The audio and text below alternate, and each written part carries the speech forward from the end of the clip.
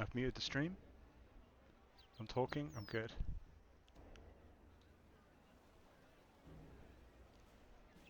The route to the start of Evil Dave's Big Day Out was marked on your map. Oh, that's perfect timing. Just as I was about to start streaming, my daughter decided that she wanted to get the blanket from the pile of things next to my desk and tip things all over my desk. A little bit wound up. What am I doing? I'm doing Evil Dave's Big Day Out. That's what I'm doing. Hello, everybody. I have a fan on, but it's not pointed directly at me, so I'm hoping it won't be too noisy. But it's a delicate balance of not getting too hot and not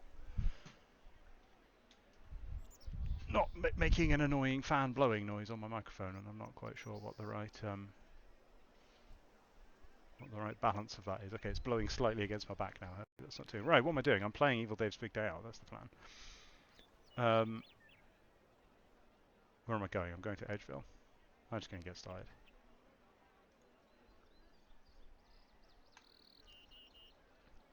What's worth commenting on Evil Dave's Big Day Out? I'm not sorry. I'm a bit thrown.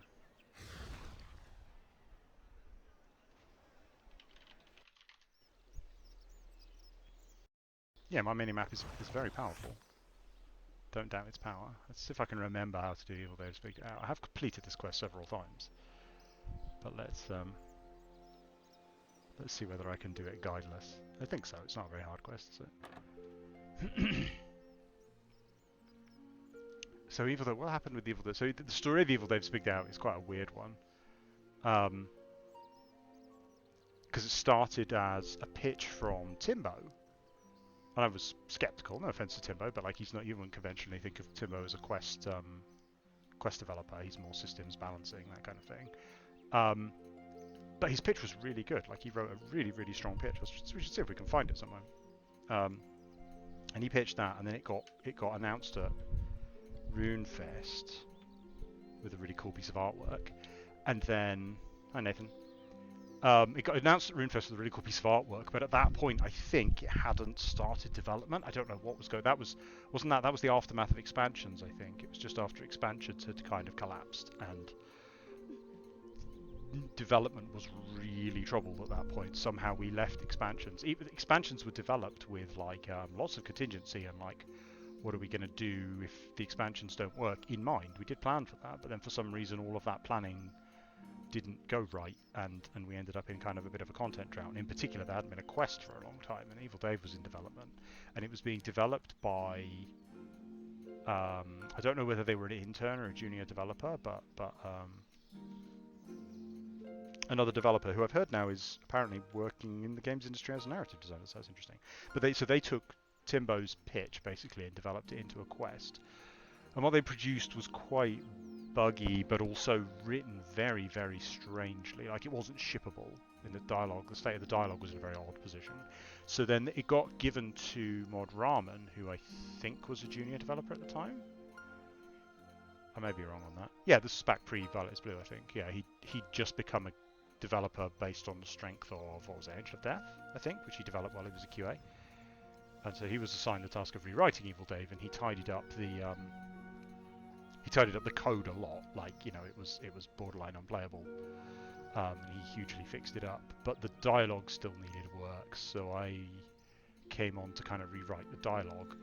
And the story I tell is like the main thing I did was basically reverse the tone of the entire quest. Like in the original version, it's a very hateful quest. Every NPC was really angry. And the relationship, everywhere Dave went, everyone was horrible to him. And Dave's relationship with his mother was really, like, it felt kind of 70s, like 70s, 1970s sitcom. If you go back and watch an old sitcom from the 1970s, everyone talks about corporal punishment and violence all the time. Like, everyone threatens to attack each other and hit each other and moans about how much they hate each other. Sorry, I just thought I heard my children screaming, but I don't think I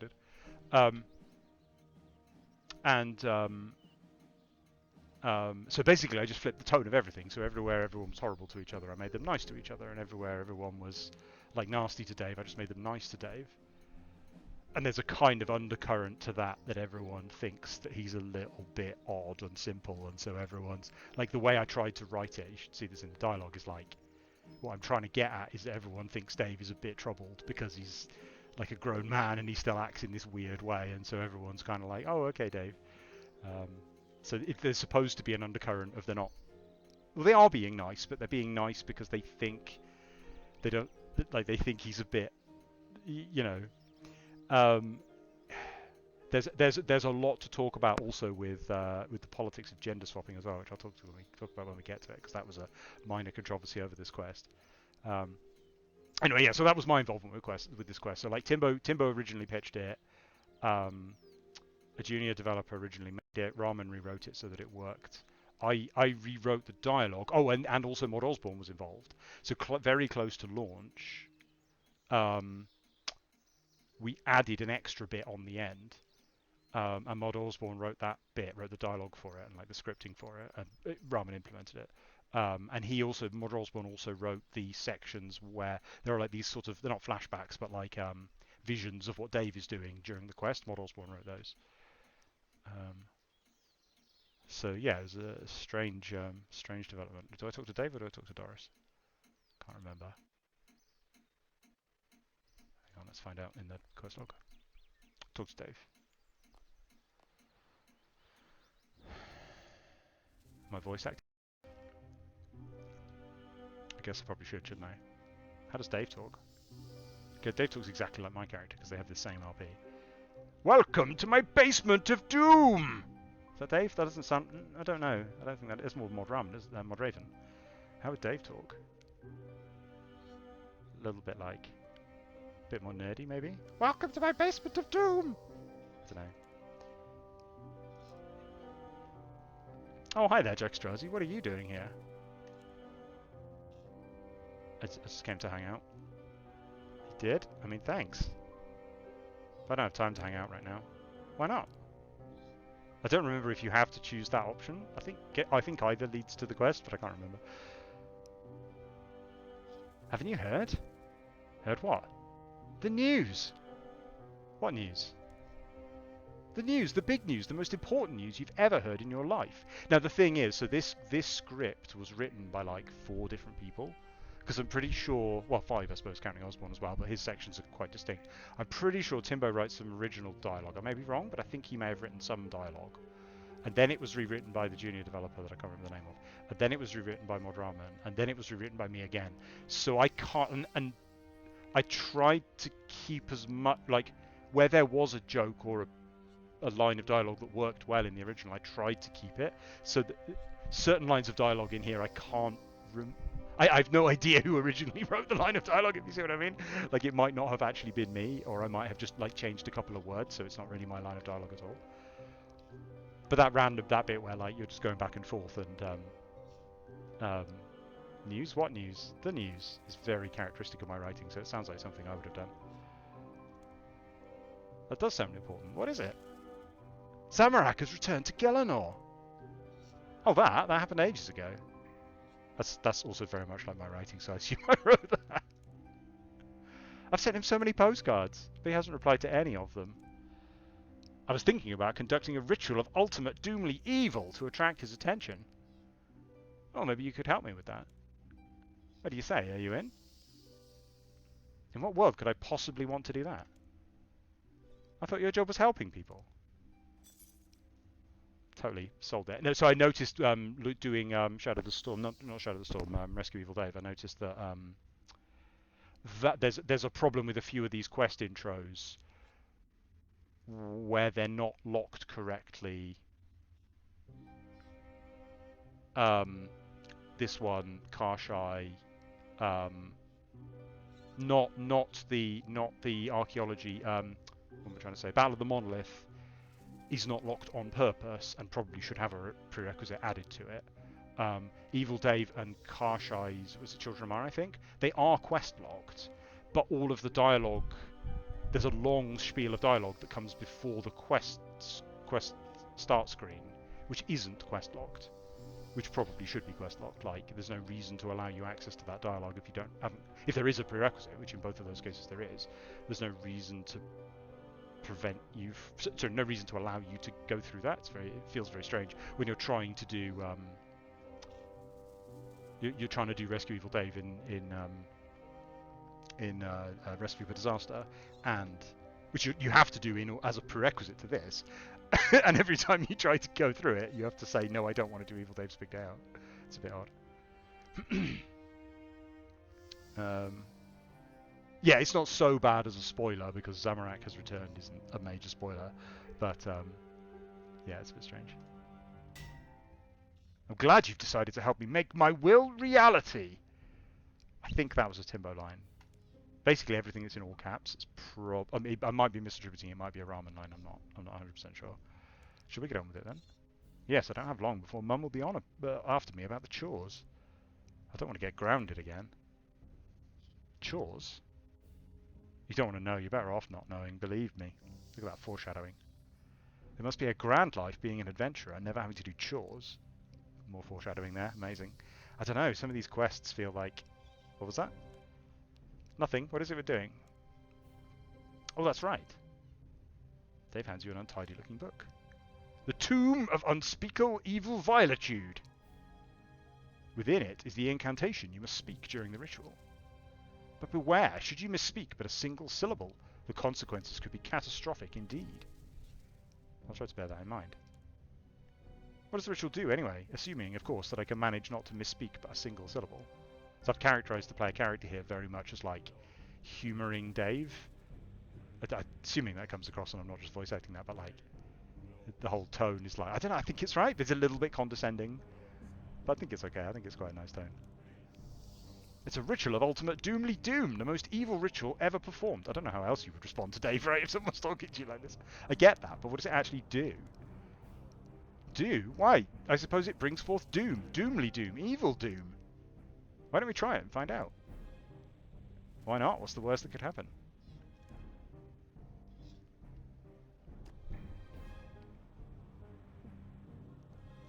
I'll sacrifice the spell components, then you join me in speaking the words of power. Dave, your handwriting is terrible. Silence! The ritual commences! Blood of a hell rat! Phlegmatic humour!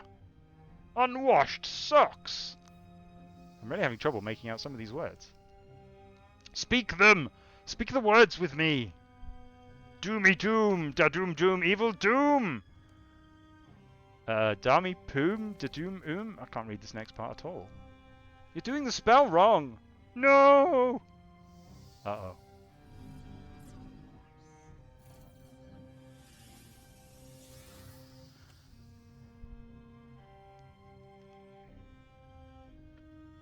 You wake up feeling slightly groggy, not quite remembering what took place. Oh, my head. I must have passed out. Where did Dave go? Oh well, since I'm awake, I better check I'm looking good. I wonder if Dave has a mirror I can use.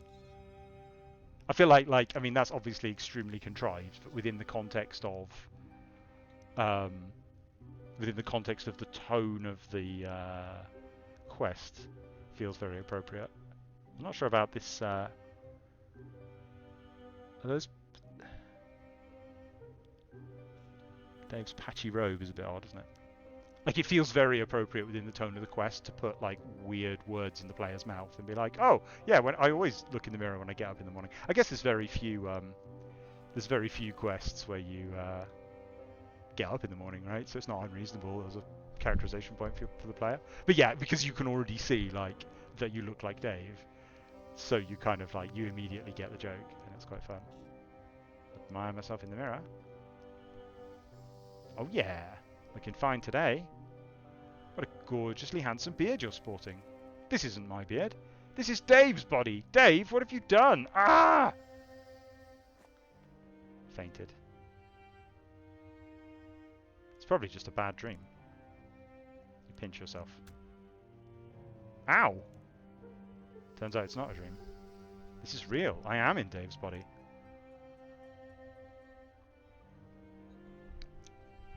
Dave, I need your help. Come upstairs, please. Better go upstairs and find out what's going on.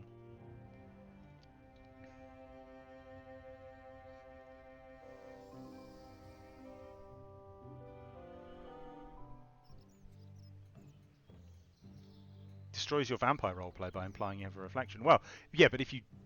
Oh, yeah, I suppose so, because you would know you wouldn't have the habit of looking at yourself. But that's... Well, there's this confusing plot point that I'll get onto later about the fact that you appear to be thinking like Dave. So maybe it's actually Dave's thought to look at yourself in the mirror when you get up. Let's talk to Doris. Hey, Doris. Dave! Finally, you're up! That's not a very good Doris voice, is it? It'll do. I swear you spend more time in that bed than doing anything productive. Doris, something really strange has happened. I'm not Dave. I don't have time to play your silly games today, Davey. I've got a lot of shopping to do and my hip is aching, so I'm gonna need your help, okay? Yeah, that was one of the changes I made. Was Doris's tone was a little bit more. It was angry.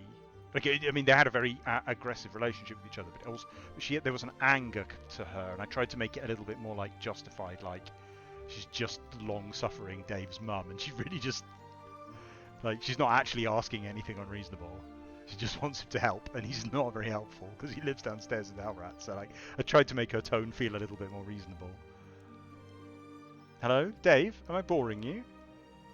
Sorry, I'm just a bit confused. Yes, well, maybe you shouldn't be spending so much time with that friend of yours. Friend? What's his name? Jack Strozzi, is it? I saw him running out of here like his bum was on fire just as I was coming in. He's a bad influence on you, Davey. I've told you that. You're a nice boy. That must have been Dave, in my body. Silly games, Davey. Don't have time. But I'm not Dave. Dave, stop lying to my face right now. You're a good boy. What's gotten into you? I'm Jack Strozzi, trapped in Dave's body. Dave, you are testing me right now. I swear. Fine, if this is the way you want it, so be it. For your own good, you are grounded. Oh. Now do your chores. But... No buts, Dave. The floor needs sweeping. The dishes need washing. The vegetables need to be chopped and your bed is filthy. Now get on with it. As Timbo described it to me, I think the original concept he had was that this would be more... Yeah, I should talk to him about it again. But he described it to me as he had envisaged this being a more interesting gameplay sequence than it ended up being, I think. That it ultimately ended up being implemented as a series of like make X's basically, so it's quite trivial. I don't think that was Rahman's choice. I think Rahman was just fixing up the stuff that was already there. Like Rahman, by the time Rahman got onto the project, he didn't have much time to, because as I mentioned, like, there was a content drought, there was a quest drought. He was kind of handed a half-implemented broken quest, and had very little time to sort of fix it up and get it shipped.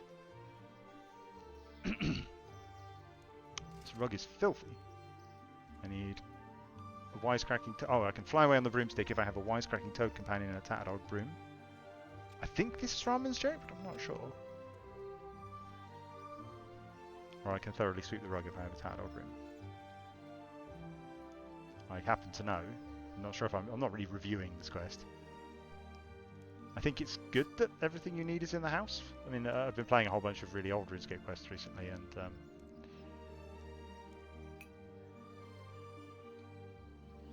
it works fairly well.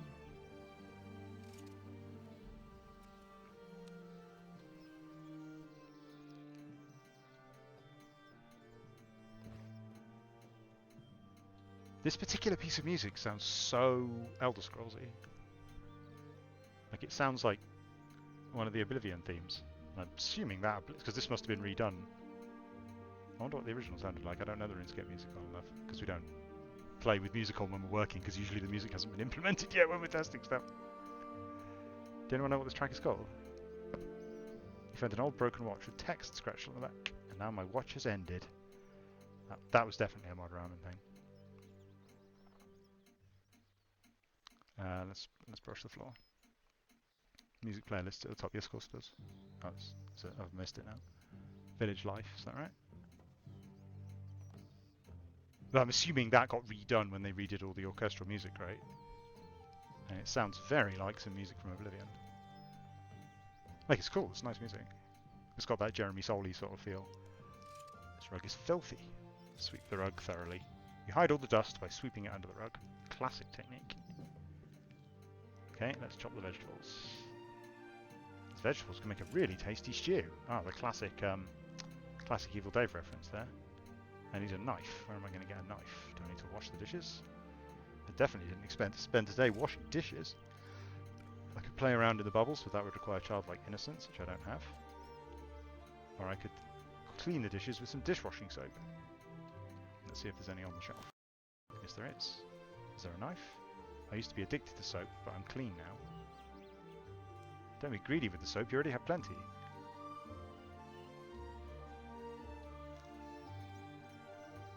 It's a song that was newly added with the orchestral stuff. Oh, right, okay, so it's not like a classical version of an old Runescape version.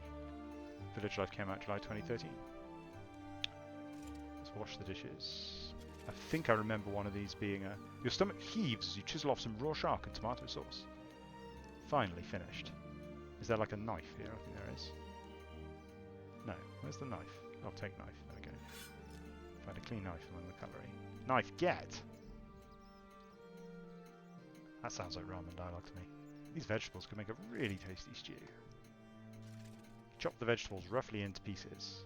I should get a job doing this. I wonder how high the celery is. These are not my jokes. These are puns. This is not my jokes at all. Those must be either timber or ramen. Time to go down to the basement and clean up your filthy bed then. You have chores to do, Dave. No playing with your rats. It's pure pain. What's pure pain? Need to clean the bed. The puns, yeah. Incredibly shiny bed. Or take a nap. I'll clean the bed. You sparingly clean the bed with the cleaner. This stuff is corrosive. I suddenly feel very sleepy. Maybe I'll just have a quick nap in this nice clean bed. I could, yeah, it was... It was kind of baked into the structure of the quest by the time Ramen and I got to it, but that's sort of like, it's a little odd that you do like this trivial amount of work and then you fall asleep. No one remembers his name, said if a pun doesn't physically hurt, it was a bad pun. Yeah, yeah. Well, no, if it doesn't physically hurt, it was a good pun, and what you want is a bad pun, right? Yeah, this is Moya. This is the old Moya. Can this Moya get updated? That's a good question, actually. Yeah, I did. Yeah, would we just update this Moya model everywhere? Sorry, like the new one. Would we just use the new one everywhere? Maybe, maybe. You tripped every single alarm on the way here, fool. Oh, it's you, World Guardian. To what do we owe the pleasure? No way! It's Moya! Half Majra, half human, right? I expected the top half to be Majra and the bottom half human, like a kind of bony mermaid. This is Mod Osborne's dialogue. It also has quite a distinctive feel to it. We've met before. I think it's Mod Osborne's dialogue. I knew that. We did that evil thing in that evil place. You don't need to shout every time you say evil. What do you want? Well, I've not received any replies to the letters I've been sending to Zamorak. But seeing as I'm a World Guardian now... Letters? Have you been looking to get into contact with my lord? You bet your bony top half I have. Why didn't you say so? I've no doubt my lord has a use for a World Guardian. Would you like to meet with him? Wait, what would Jextrazi say? Forsooth, and lead the way, Merry Margaret. Adventure awaits. Oh, what will I wear? Will he like me? Does my breath smell like stew? This quest works especially well with this ridiculous outfit that I'm wearing. Bow before the Dark Lord, Zamorak! I got into trouble for referring to Zaros as a Dark Lord. Because, of course, the Dark Lord is a really specific character, although I'm not sure the concept of Dark Lords should be entirely swept up by that, but it is a little bit confusing. So I started referring to Zaros as a Dark God instead, which I think works better. But yeah, I'm not sure what... I've been trying to pay a bit more attention to like titles and the way characters address each other. So like she would probably say Imperator of Gillinor or something like that. So evil! Mighty Zamorak, father of all that is evil in this world, I am nothing in your presence. I'm surprised to find you here, World Guardian. What can we do for you? Oh, Zamorak's like gruff and Irish now, isn't he? First, can I say I love what you've been doing. I'm a big, big fan. I love it all. The ascending to Godhood, building Demonheim, what you did with the wilderness. Enough. You said you wish to serve Lord Zamorak. I would do anything for Zamorak. This is, Zamorakian players, right? Good, you will undertake a test. Leaving milk overnight, stealing a dog's nose. I have a mole in the White Knight's castle. A giant mole? Saradomin is making a move. He believes that I am for the taking, foolish as that may be. He is meeting with his White Knights today. I want you to take part in that meeting. Find out where he is making his attack, then bring that information to me. That sounds like a plan for Evil Dave! I'm Evil Dave. Even Evil Dave could do this job. It's that easy. You can count on me, Jack Strozzi. It'll be done in 2 flicks of a demonic lamb's tail. Later, Big Z. Later, Boney M. Boney M is great. That is a good joke. I like that one. Does it count as a pun? It is technically a pun, but it hits a bit different to me. Moya, as much as chaos pleases me, Jack Strozzi is behaving erratically. Sorry, 1 second.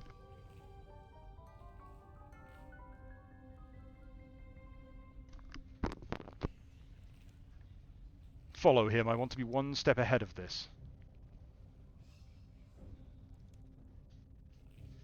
Yeah, I don't know why. Yeah, Dave's probably quite grumpy about ED4, isn't he? What was that? Am I seeing through Dave's eyes when I'm asleep? Still, the chores are done. I better check in with Doris. Yeah, there's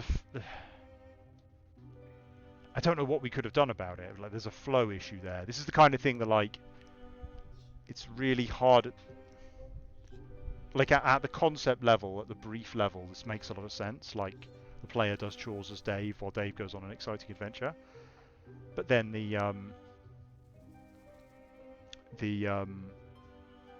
in practice, the flow of it is very, very strange. And it's kind of like, I don't know what we could have done to fix it. It's sort of implicit. Yeah, it's tricky. Someone said they didn't get the reference. So it's not, yeah, it's a reference to Boney M, and it's a pun. Well, because it's a reference to earlier on, he said that she had the top half, like she was like the top half of a Majorat and the bottom half of a human. And he said that he explicitly called out her bony upper half, and then he calls her Boney M, and she's got a bone in her head. It's like it's like a callback, a pun, and a reference. That's Mod Osborne doing something great there. Tickles me. Get over here, Dave. Wait, that popped up too soon. That was weird. Right, I need to pop off for a little while. I need to get the groceries from the Grand Exchange. You're still grounded, so stay in the house. If you leave, I'll know, and you'll be double grounded. Do you want to get double grounded? Remember, Dave, no leaving the house. Which teleport animation is that? Now she's finally gone, I can search Dave's basement for his spellbook. I mean, this quest has all sorts of main lore implications which are absolutely not worth dwelling on. Like, if we think about the real-world economy, it's really fun thinking about, like, RuneScape the game and what do NPCs get up to when we're on quests and stuff. Like, oh, of course, they teleport to the Grand Exchange to do their shopping. Is it the jewelry animation? So is she using a Ring of Wealth? Like, is she Ring of Wealthing to the Grand Exchange? But in practice, like, if we think about the world with our serious world-building hats on, NPCs teleporting to the Grand Exchange to do their shopping completely destroys any integrity that the saying might have. So that, yeah, like, you have to kind of have your humour hat on for this kind of stuff, because it's a great gag and it's worth having in this quest, and it's a good thing in this quest. But, like, I wouldn't read anything into it from a world building point of view, and I think that's probably true of quite a lot of what's in this quest. We're just having fun with it, you know.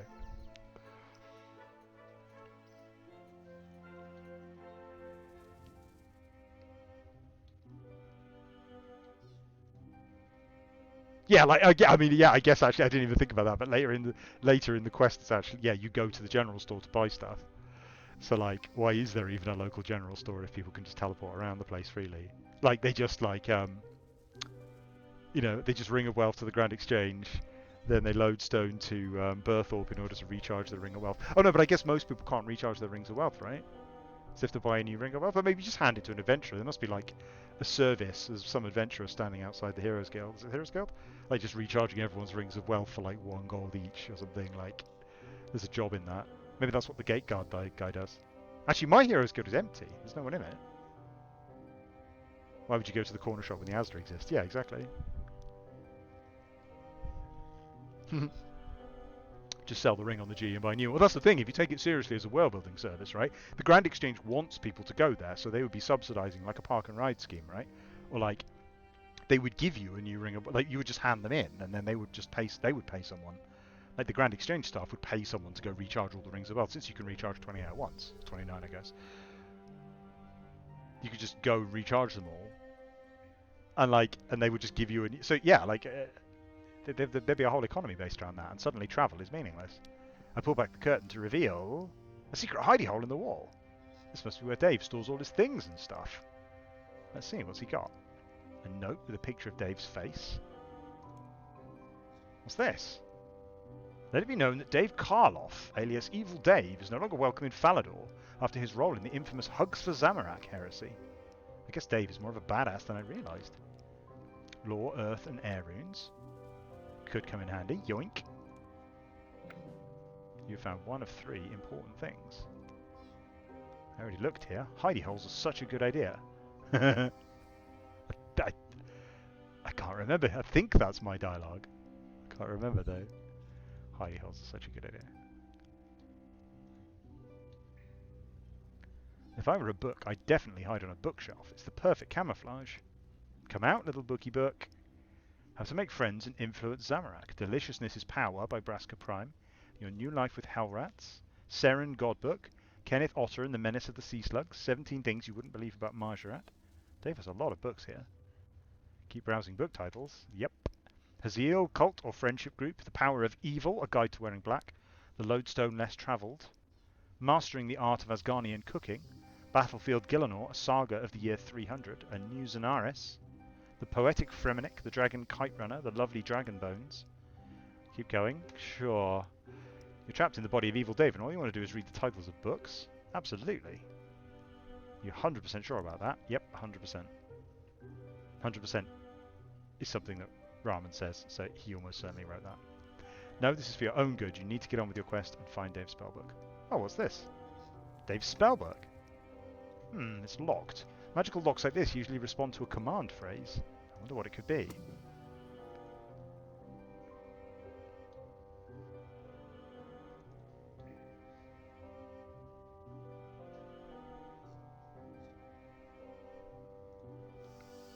Let's look for the command pages. I think I've had enough of Dave's bookshelf.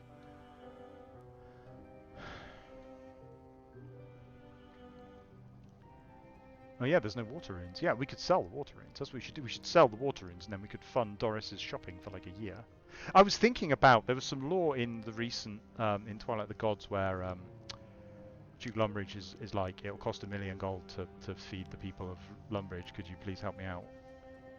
And I think Saradomin gives him like 1 million gold or something, and all the players are like, haha, I've got like 200 billion.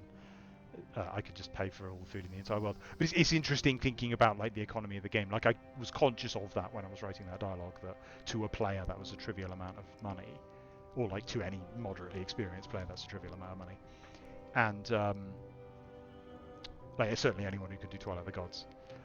But I don't think we can have the in-game economy in any way scale with the player economy, and like any of those numbers make any sense. Like, you know, like it's what, like 10 coins to get the cart to Shiloh Village, and that's paying for like hard manual labor and like stuff like that, you know, like I feel like the economy of the world still has to be written in a way that kind of sounds roughly like it makes sense according to a totally different economy.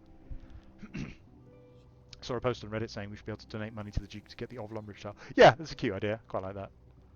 It would have to be more than 1 million though, right? And he would just buy himself like a gold-plated toilet or something. I wonder if anything useful's gotten lost behind the boiler.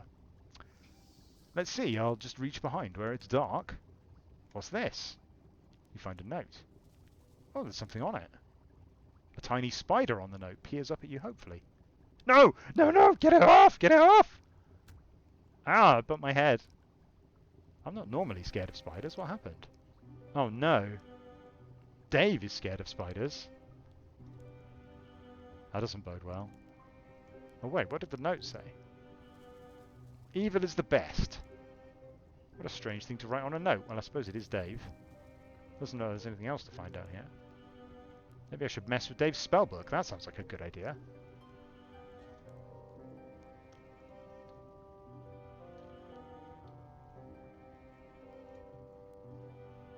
I won't be able to open this without knowing the right command phrase. I wonder, how about evil is the best? The tome springs open. Sweet. Let's take a look-see at this spellbook. Speak to animals. Teleport to Makeover Mage. Really low alchemy. Dave's Christmas list. Ah, the Ritual of Ultimate Doomly Doom. But I need Dave back here to cast it. Besides, if he's really heading to Falador, then I have to stop him. Guthix knows what sort of havoc he could wreak on the White Knights if I don't stop him. Not to mention, I'll get the blame for everything because he looks just like me. But Dave is banned from Falador. I'll never get in looking like this. I better come up with a really good plan. Of course, it's so obvious. I'll have the Makeover Mage transform me into a woman. That's perfect. Sometimes I really am a genius. But a female Dave would need a female Dave name. What could I be called? Of course, it's so obvious. Dave Jelena. Perfect. I could probably make it to the Makeover Mage and back before before Doris gets home. Good thing Dave had that Teleport Makeover Mage spell in his spellbook. So there's a... It's contrived again, but it works really, really well. Like, this is not a globe-trotting quest, because globe-trotting in Dave's body is a technical nightmare, which is why you don't have to go anywhere yourself. But then it actually, like... It gives the quest... It's an odd combination of like feeling very, very world-spanning, but also very, very constrained. But I think it works in context. Teleport to the Makeover Mage. Yes. Here goes nothing. Dnag Ignaci. Oh dear. That's not the Makeover Mage. This isn't the Makeover Mage, this is the Grand Exchange. Why are all the cutscenes, like, squashed horizontally? Or, like, sorry, stretched horizontally? Like, is that something in my settings wrong? Or is that just all cutscenes at the moment? How did that happen? Uh-oh, wasn't Doris? And candles, and a plug for the bathroom, and a saw, and a hose. Ah! They're squashed above a certain resolution.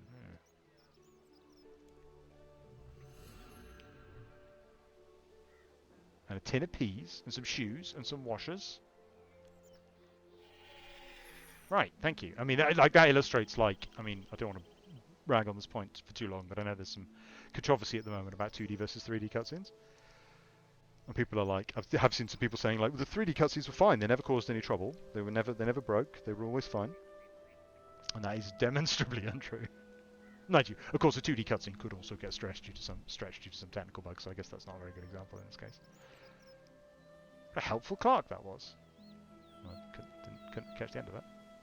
Are you in full screen? It might be missing some pixels down and compensating horizontally. Yeah, I am in full screen, yeah. Too close, she would have double grounded me for sure. How did I end up here? I teleported again there, right? That's the kind of thing you have to do when you're writing a cutscene. Like, it's... Yeah. That's one of those sort of artifacts of being rushed where... Again, the scene makes sense on paper. Like, it's so hard when developing quests. And honestly, it just takes loads of practice.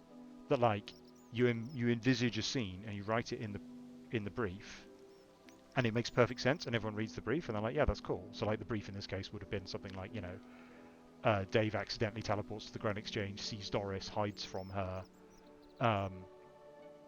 and manages to avoid her, which sounds perfectly sensible. What a completely sensible scene. And then when you actually come to implement it, you're like, oh, how am I, like, hiding is actually quite difficult to illustrate, especially if you don't have custom animations to work with, which we very rarely do and shouldn't. Like, it's not good use of animation time to do something like that.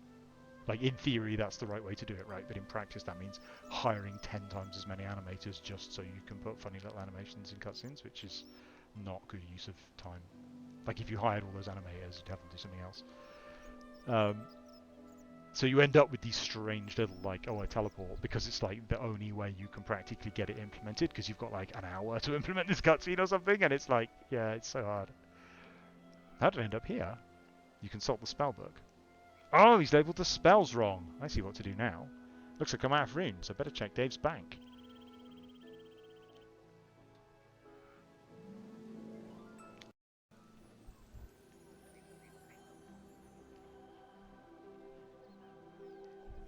.2D doesn't capture the same grandeur as 3D, which is fine for a quest like ED, BDO, but it'd be nice for a Grandmaster big storyline for now. Yeah, well, I mean, yes, I mean, the problems with Extinction were different in the sense that Extinction was following up on a promise of something that we simply couldn't deliver, which should not have been promised in the first place, but it was what it was. So, like, in that sense, it was like 2D. Part of the reason we started implementing the 2D cutscenes in the first place. So the first 2D cutscenes we did were for Desperate Times, and part of the reason that we did those at that point, so in the original design for Desperate Times included all of the content of Desperate Measures in the original quest brief, and so that bit where Fall pops out of the volcano was part of the original premise of Desperate Times, and part of the reason that we started implementing the 2D cutscenes. Oh no, it wasn't. It was for the mini quest that takes us to Anachronia, right? But that was part of the same content that we were building at the time. That was intentional. It was.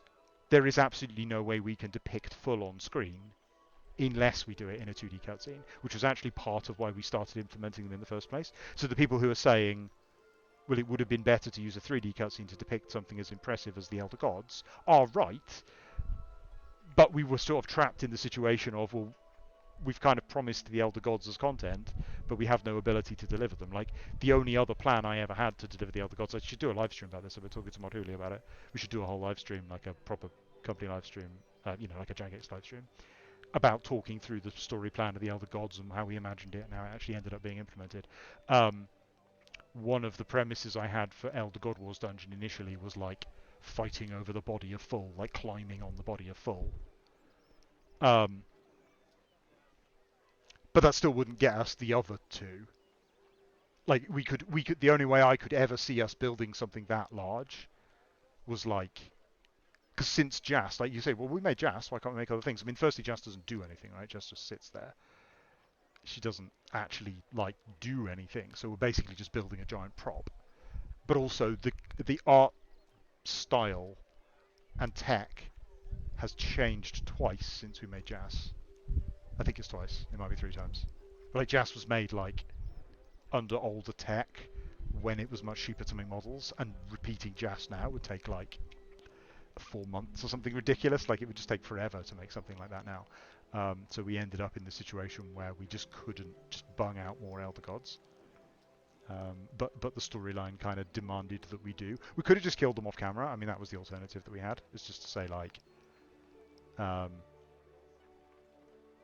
yeah, they just go to sleep. Like, you do something, like you interact with Karapak and you fool around with Karapak, and Karapak's like you know, the way the end of Mass Effect 1 works, right? There's this giant spaceship, right? But a giant spaceship isn't something you can interact with in game. So there's like a cutscene of the spaceship. Now, obviously, we wouldn't do a full cinematic like that, but maybe you could say, oh, that happens off camera, like blah blah blah. And then Karapak is all charged up with the power of the Elder Gods, and you kill Karapak, and when you kill Karapak, the Elder Gods die, and they do so kind of off camera.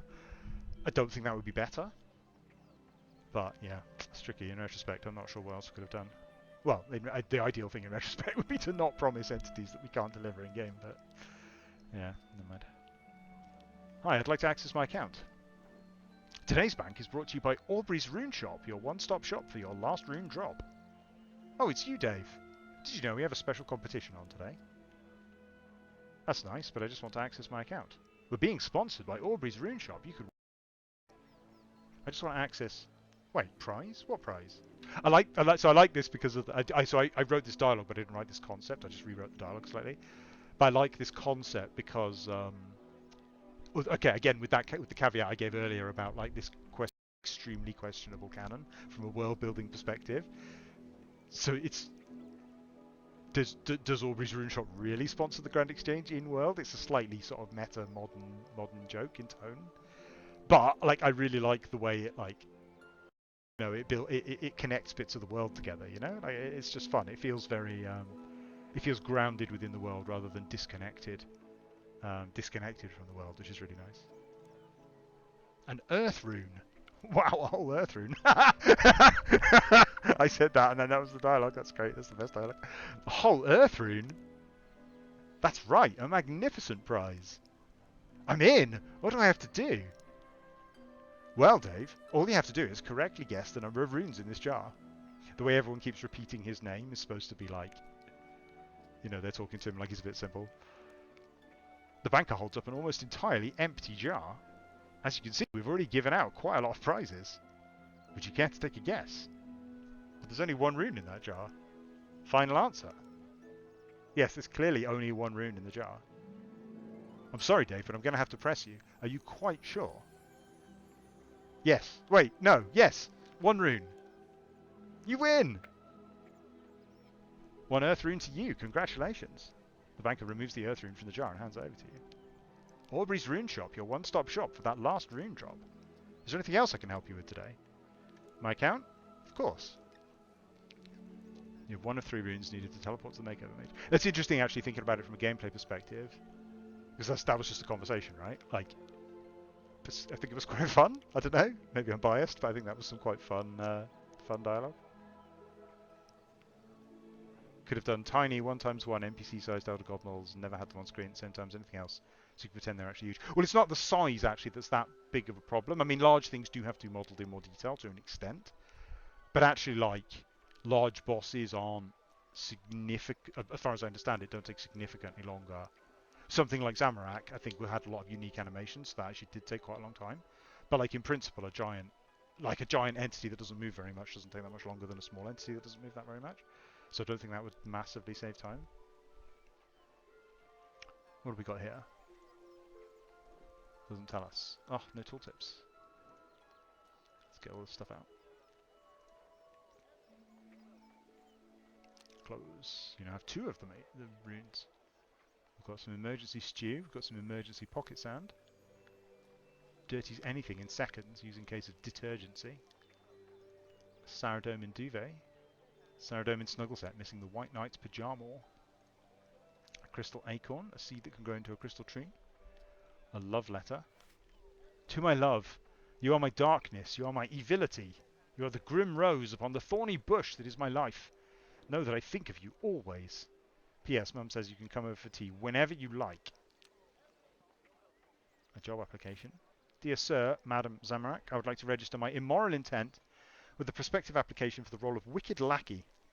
I have years of experience with cackling uproariously, shouting out nefarious schemes before I quash the righteous, and exemplary literary skills. I believe I could bring an ungodly and vile work ethic to your business with an air of diabolism. Evil Dave.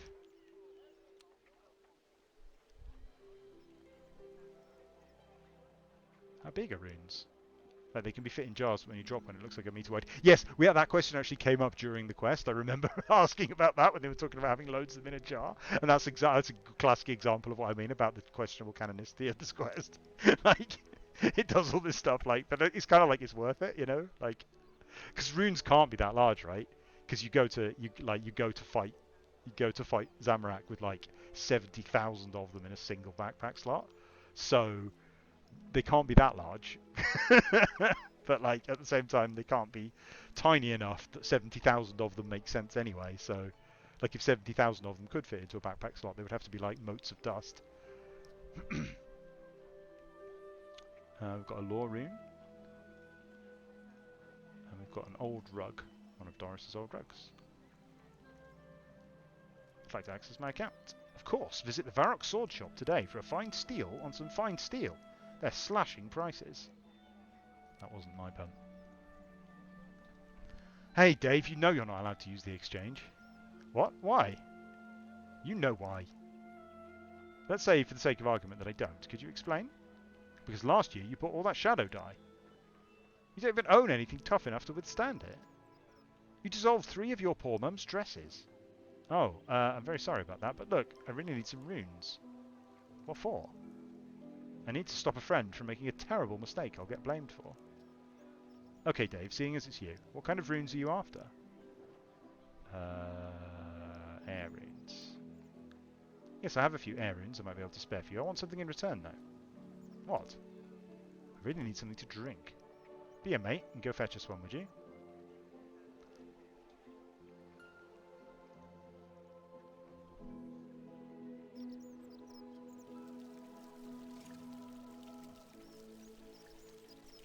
I don't have any containers.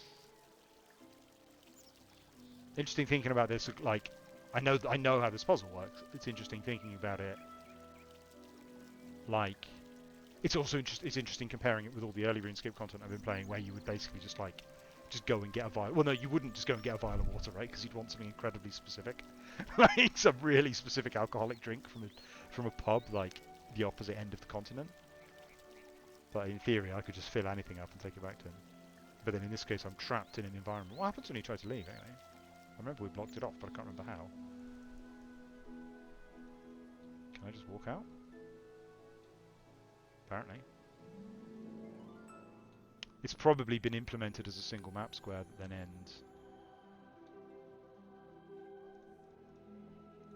Yeah, it just ends. Yeah. Oh, you can see. Oh, you can see the boundary. Yeah. Never noticed that.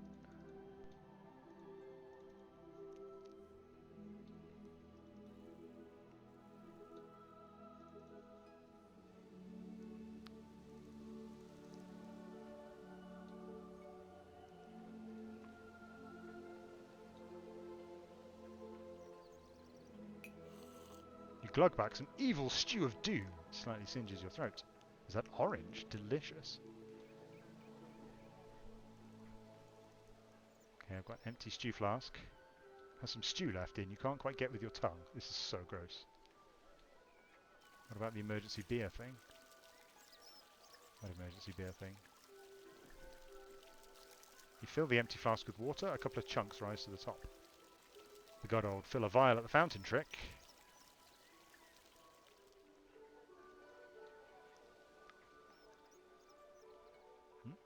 Do you have anything for me to drink? What's this? Some water, mostly. The thirsty clerk gulps down the water, lumps and all. Was that a hint of orange? Possibly. Delicious. Here's your air runes. Say hi to Doris for me. The clerk drops 3 air runes into your hand. Brilliant. I have all the runes I need to teleport. Let's give teleporting a go. Troplet Revoicum Egam. Nasty Fruit said, am I going to be streaming often or is this a one-off? I have been streaming occasionally. If you look back at my VODs, I think there's still a few up. I wanted to stream last week, but I felt quite poorly, and then there was a heat wave. So I'm sitting with a kind of a fan pointed, hopefully not at my microphone. If I move over here and talk, does that sound awful now? If I talk directly into the fan, does that sound any different? And then I talk without the fan.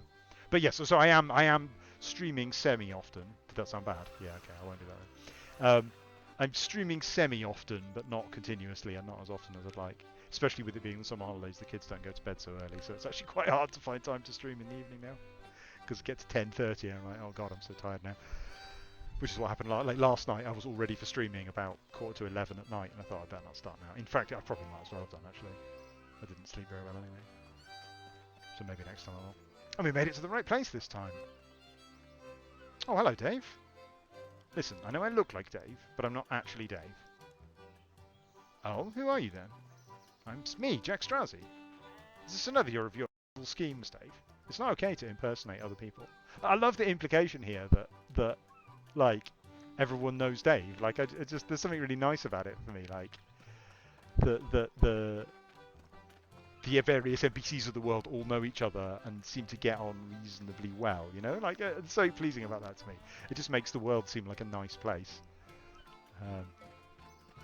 And she has that same, like, chiding, like, slightly, like, Dave, I've told you before what's not a nice, and like, everyone treats him like a child. How can I prove to yourself I'm actually Jack Straussy? I have a pretty good idea. What's the most evil thing you've ever done? Killed a defenseless cow, chopped down forests of trees, and murdered someone in the wilderness. What have I actually done like on this account? Have I actually killed any cows? Yeah, I think I have. Oh, hello, Jack Straussy. Good to see you. I'm not sure that joke makes sense. How did you know it's me? Dave is about as evil as a stuffed unicorn. So how did this happen? I was helping Dave conduct a ritual of ultimate doomly doom. That doesn't sound wise. On reflection, it's probably not one of my best plans. Anyway, thanks to Dave's terrible handwriting, it went wrong, and somehow we swapped bodies. Now Dave has my body with all of its awesome power, and I'm worried he's going to do something properly evil with it, rather than just Dave evil. I can see how that certainly is a pickle. Why aren't you here, though? Shouldn't you be out looking for Dave? He's heading to Falador to spy on the White Knights. I can't follow him there to stop him, because Dave is banned in Falador. And you want me to help to disguise you? That's right, I need you to turn me into a woman. We'll get a long talk on trans representation in media in a second. You need me to... what? Turn me into a woman. Can you do it? I mean, of course I can. I'm just slightly confused as to how that will help. Sure, it's obvious. If I look like a woman, they won't know it's me. Anyway, this is the plan, and I have to stick to the plan. Well, it's up to you. I think Dave may be starting to rub off on you, though. Oh, one more thing. Can I keep the beard? You want to... never mind. I don't normally allow that, but I'll make a special exception for you. Okay, here we go. It's done. You do look ravishing. Have you given any thought to a name? I have. Henceforth, I shall be known only as... Dave Jelena! What? I don't want to mock your self-expression, but... what? Dave Jelena is really stupid. Okay, how about Dave Safine? Stupid. Dave Riel? Double stupid. Davabeth? Stupid. Alright, since you're so clever, what do you think it should be? I mean, the female form of Dave would be... of course, Davelet! No, Davina! Oh, right, Davina, yeah. Henceforth, I shall be known only as... Davina! Or Dave, for short. Well, anyway, thanks for the help. I'd really better be off. Farewell, Dave. I mean, Davina. I mean, Jack Strozzi. Good luck. I'm out of runes. Is there any chance you could teleport me home? Sure.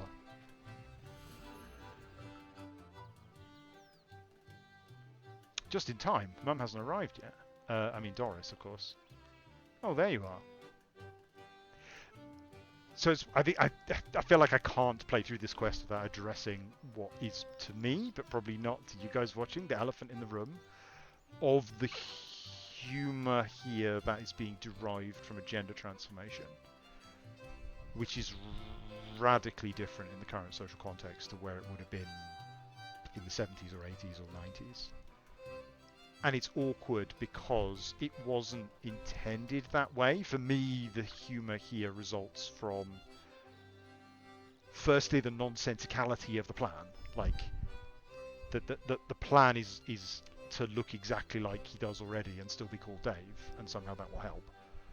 That's supposed to be funny. And the way that no one notices or cares is supposed to be funny.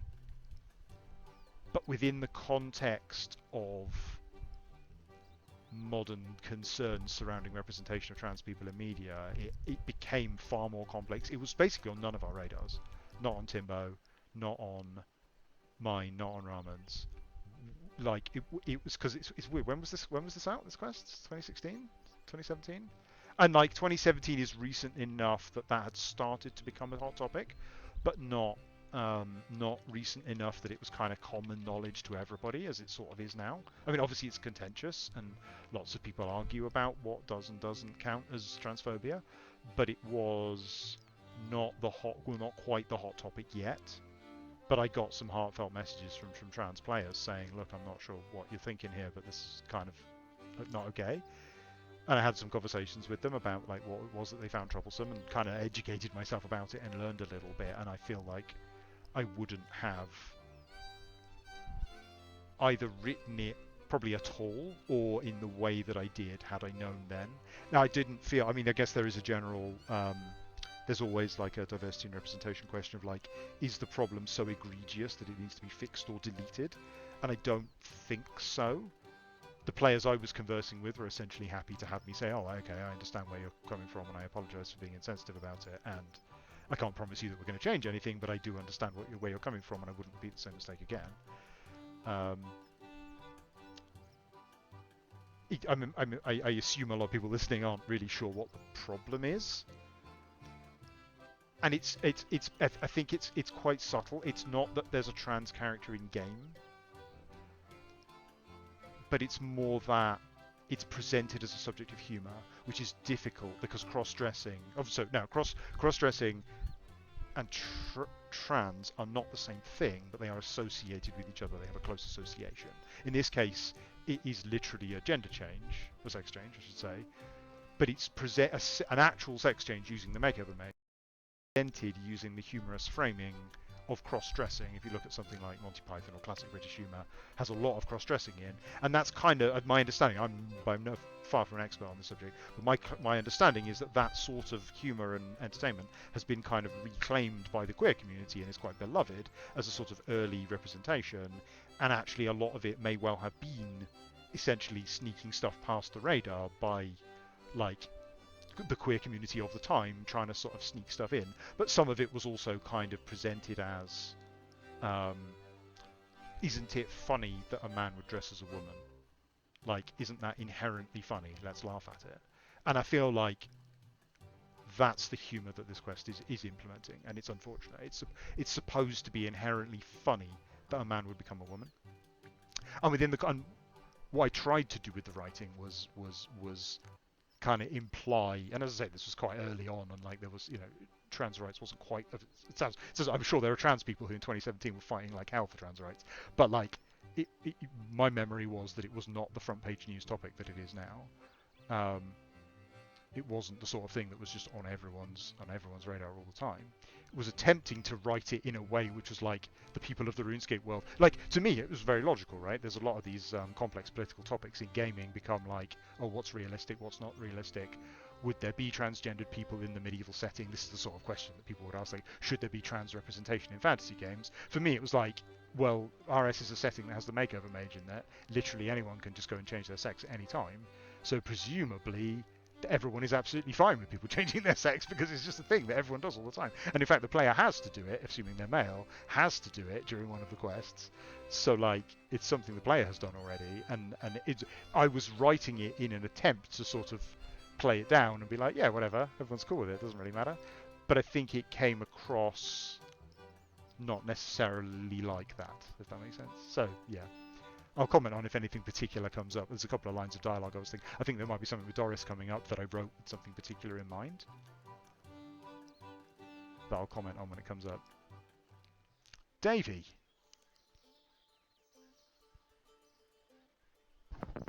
Viking said, I read it as, this is the stupidest disguised path and my character is a habitual idiot. Yes, I mean, that's what we were intending. That's the intention of the joke. But it kind of touches on, like, imagine the same joke but with blackface. Like, imagine like the joke is, oh, I'll disguise myself as a black character, and that'll be funny. Like, that wouldn't be okay, right? Like, it would absolutely not be okay to do like a blackface joke, and the character's so stupid they put themselves in blackface. And it's kind of like, obviously that's not the same. Like, blackface and changing sex aren't the same thing, but it's a similar sort of using a hot button social topic as a joke isn't really okay.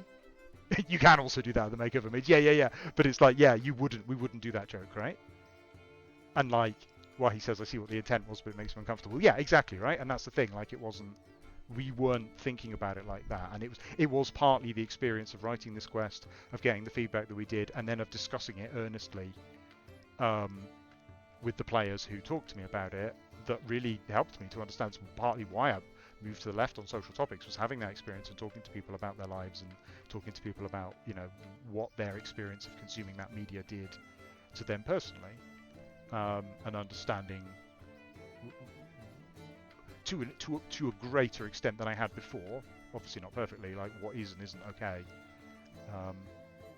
I can't remember whether that was before or after the changes that we made to Karamja, actually. I think it was before, and it was kind of like, it's why I became a little bit more sensitive to the issues. I mean, Karamja had bothered me right from the start, but it made me a bit more. I was kind of like, oh, that's really uncomfortable, isn't it? Anyway, you're such a good boy. Why don't you come here for a hug? That's okay, Mum. I mean, Doris. I mean, Mum.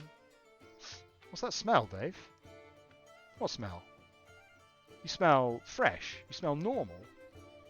Isn't that a good thing? Well, normally you'd think so, but you always smell of hell rat. You always smell of hell rat-filled basement. You know what? Actually, thinking about the beard, I can't remember if the beard was in Timbo's original pitch. I don't think it was, or I don't think he specified, but I think he was imagining it was part of his original pitch was, and then you become like evil Davina. And that's a fun joke, right? Davina is a funny name. Davina McCall was quite a popular character, quite popular celebrity at the time, and like it's just a evil Davina is just an inherently funny joke, right? No, maybe we should have had Dave's got a sister, or maybe we should have had like Dave gets married, or just meets a random evil Davina, or whatever. But like I feel like that's an inherently funny joke, evil Davina. So it was just getting to that joke basically. But I think probably the reason that he keeps the beard is because the chat head has a beard. I imagine that's probably what it was, but I'm not sure. Well, normally you'd think so, but you always smell of hell rat-filled basement. You haven't been outside, have you? You can't have been, seeing as how you're grounded and all. That's right, Mum, I stayed right here. Don't lie to me, Davy. If you've been here the whole time, why do you smell so fresh?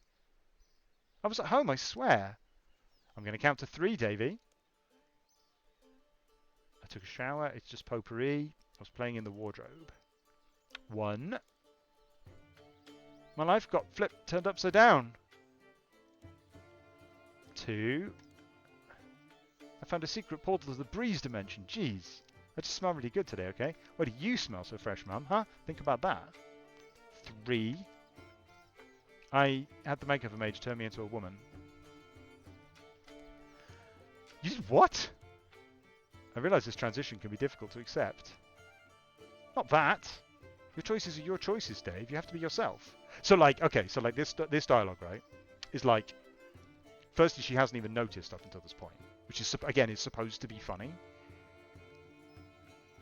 But again, it has that, like, if I think about it in retrospect, again, it has that sort of like, if you hadn't noticed that you're in, you know, someone not noticing that you're in blackface, there's a joke there, but it's a totally inappropriate joke to tell. It's not okay. And it has that sort of tone again. It's a sensitive topic. It's not really okay to tell jokes about. But then also I was writing this specific exchange of dialogue thinking about like both pro-trans people and anti-trans people.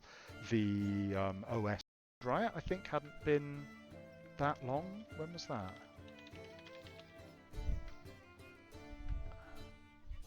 Which year was that? Yeah, 2017. Had that just been not that long before? Yeah, Evil Dave was November 2017. So yeah, it was only a few months after the Old School Pride riot. So it was definitely on my mind of like, there are definitely regressive elements to our player base. And in a sense, you know, we're all playful people, right? There's a sense in which there was a little bit of like pro-trans taunting in that dialogue writing, right? That's just the kind of thing that we do. And I was sort of setting up a tension. Now, actually playing through it again, there's barely any tension there, but my intention was to set it up as a tension of like, oh, how's Dave's mum going to react? And you can have like a pro-trans expectation for that and an anti-trans expectation from that. And then ultimately she just accepts it, right? And that's supposed to be making a point about the world and about Jagex's values. But the group of people that I didn't consider were trans people and how they would feel having this conversation. Like, I thought about people who were pro-trans and people who were anti-trans, and that was the particular thing that the trans people that complained to me said about, was like, why are they having to, like, you know, coming out as trans to your relatives is like, coming out as trans to your relatives is like incredibly painful, difficult conversation to have. And again, we're kind of making a joke of it. Like, why are you making a joke out of one of the most painful experiences of my life? And there's, you know, obviously there's this whole discussion about, well, does that mean we're not allowed to tell stories about anything? And of course, people can make media about whatever they want. But like, if it's just a throwaway joke, it wasn't really worth anything. So why bother to include a throwaway joke that annoys someone? Like, it's not good use of time to do that. Viking said, that dialogue lessened the makeover mage. It dragged the absurdity a bit into reality. Do you mean in a bad sense, that it was kind of a fun, absurd joke, and it kind of made it all a bit too real, and a bit, so therefore you had to start trying to take it seriously, and it stopped being as funny? Because I could see that, yeah. Your choices are your choices, Dave. You have to be yourself. But you left the house after I specifically grounded you. Dave, I expected better of you. Nathan said, in the RS universe, sex swapping is a very blasé thing. Yeah, exactly. That's what she's supposed to be saying, right? That's the point that she's supposed to be making, is like, this might be a big deal in real life, but it's not a big deal in the RuneScape universe. But I don't think it makes that point particularly sensitively, and it's supposed to be supportive, but it isn't.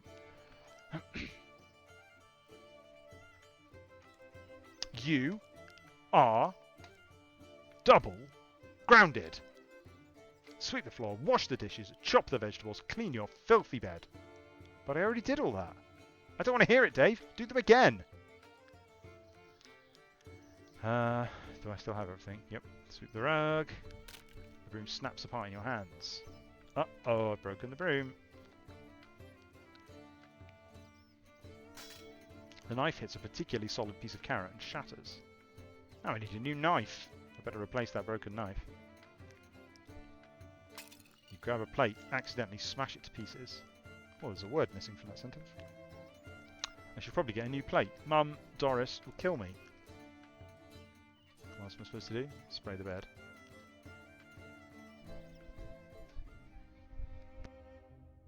Oh, sorry, 1 second.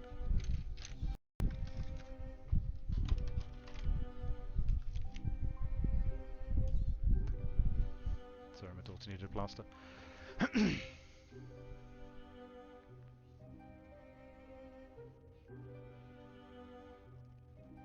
Oh yeah, I did take the broom to the makeover mage, yeah. Right, what am I supposed to do? Clean the bed. Dave, you still have chores to finish upstairs? Oh, okay.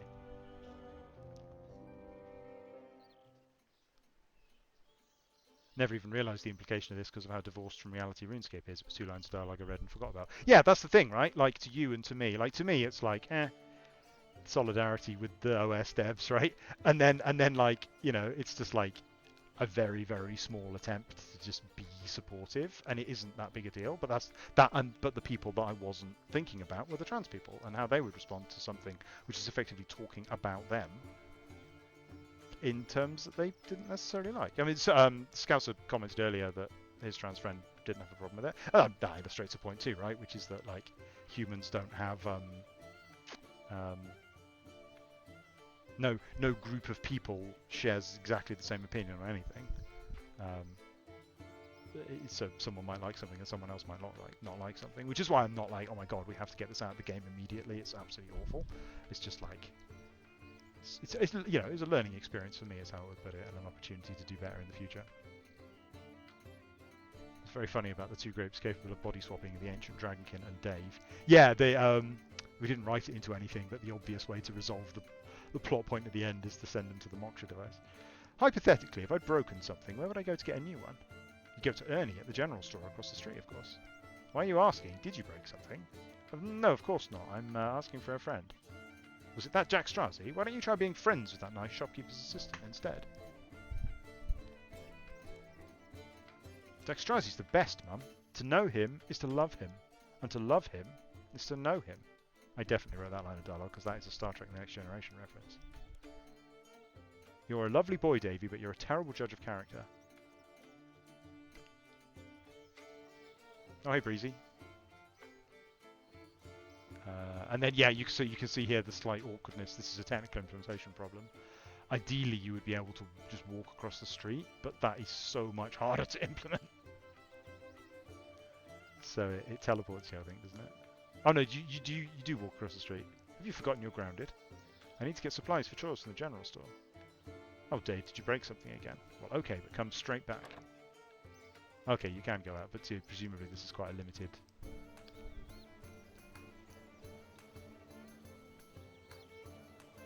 Yeah, so we're in an instanced version of the thing. And so, like, it's actually genuinely, like, it's a hard problem. It wasn't me that did it, it was Ramen, but, like, I imagined that the version that he got handed, which supposedly was quite buggy, probably had quite a lot of problems with this, like, the player being transmogged into Dave caused all kinds of issues for, like, the safety and having it, like, if we were within, like, a quest dungeon, and while you're in that dungeon you were transmogged, that would be quite straightforward. But because it's in Edgeville, it's in the Grand Exchange, that causes all kinds of chaos. Oh, hi, Dave. I'm not... I mean, hey, you.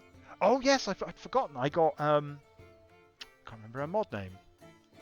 She was a writer, She did. Oh, she did a particularly well-known law book. I can't remember what one it was. It was like the spiders. It was the oh, what's the name of the planet you go to in Ritual of the Majrat?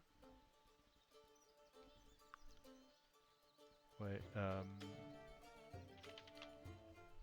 Ketsi. Yeah, the Kethians. It was a law book about the ancient Kethians, and they weren't humanoid. Is that it?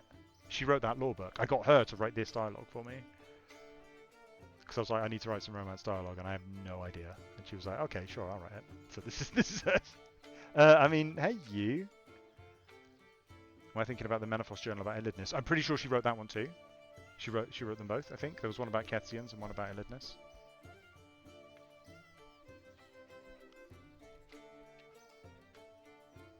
She's is it the Chinese room now, I think? Narrative designer. Hey, have you changed something? Your hair or whatever it is, I love it. Thanks, I guess. Look at me jabbering on. Bet you have more important things to be cracking on with. Do you? I mean, if it's a time issue, then perhaps we could arrange dinner. I just don't see why you can't put anything urgent in a letter or something. Oh, right, Retro. You're so cool, Dave. Well, I guess I'll see you around. Dave is such an oblivious dishcloth.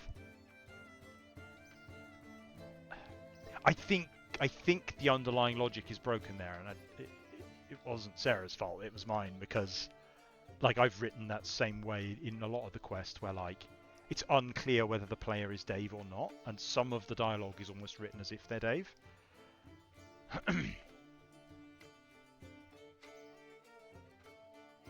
Oh, am I getting confused about the Ketsi thing? Maybe it was something that was never released. I don't know. I don't remember. I'm sure she wrote something about Ketsi. But I'm pretty sure the spider Elidness thing was hers as well. Dave, how are things? How's your mother? I'm fine, sort of. She's fine. Glad to hear it, Dave. What can I help you with? I need a new broom. Oh, what happened to the last one? I broke it cleaning the kitchen. You're such a good boy, Dave. Always doing your chores. Your mum must be so proud. Well, here's a new one for you. I don't have any money. That's okay. We'll call it a present, alright? You'll mention to your mother that I helped you out. Of course. I need a new knife. The old one is broken. Oh, Dave, I'm sorry to hear that. I'll find you a nice new one. The shopkeeper hands you a shiny new knife, handle first. You be careful with that, okay? It's sharp. I still don't have any money. Of course you don't. That's okay. Your mum can sort it out next time she's in. I broke a plate. I need a new one. Oh, Dave, and I bet you were trying so hard as well. These things happen. Do you have a new one? I want to replace it. That's so responsible of you, Dave. Here you go, a nice new plate. Make sure you wash it before you put food on it, though. I'm sorry, but I still can't pay for this. That's all right, Dave. Don't worry about it. You just hang on in there, all right, champ? Sure.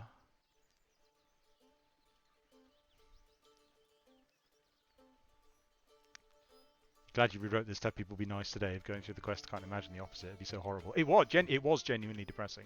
Like, playing through it, it was kind of slightly upsetting. Like, everyone was just horrible to him. I can't remember. I've probably got the dialogue somewhere because I printed it all out. Well, not printed it. I got all the files and rewrote it. But yeah, it was a bit like that. I was just like, oh, this is just a bit traumatizing because everyone was just horrible to him.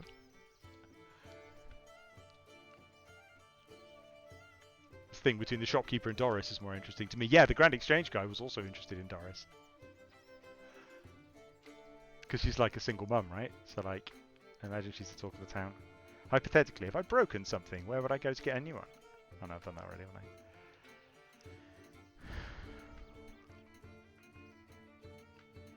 These vegetables have already been chopped. Let's finally chop them. You know, they used to call me the prima donna chef because I'd make a meal out of every situation. The vegetable pieces respond with complete silence. You punish them by chopping them into even tinier pieces. I better wash that new plate at least. Squeaky clean dishes. The new plate has a stain in the shape of Evil Dave's face. That's weird. Who is Dave's dad is the real question. Well, it's presumably the same as Kazard's dad. How is this rug so muddy? Oh yeah, that was me. The mud is so caked in, you just give up and turn the rug over. Guess I didn't need a broom after all. I finished all the chores in the kitchen. Time to go down to the basement and clean up your filthy bed then.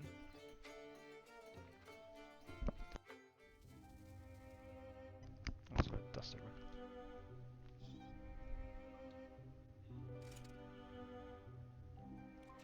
Incredibly shiny bed. Use a lot more cleaner this time. If I'm going to sleep in this thing to get another vision, I want it to be clean. If I nap again, maybe I'll get another vision of what Dave is up to.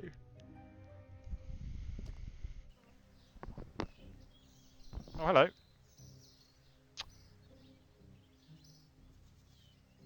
So, I was hoping you could help me become an elite Black Knight. White Knight, gosh, it's so easy to get them mixed up. Elite White Knight. An elite White Knight? There's no such thing, old bean. Perhaps you're thinking of the illustrious Order of the Temple Knights. Yes, them. I want to join the Temple Knights. I suppose there's no time like the present. Let's start you off with a few tests, what? So the logic for this is difficult, because of course, I mean, technically these aren't required, but these are quests that the player has probably done. Certainly, according to my rule of canonicity, which is like all old content is stuff the player has technically done, even if it's not required. The player has already done these, so it's a bit... The logic here is, yeah, not quite right. Ah, Jack Strauss, you're finally here. Your task for this room is to defeat Sir Lay. He has been blessed by Sarah Domin to be undefeatable by any man.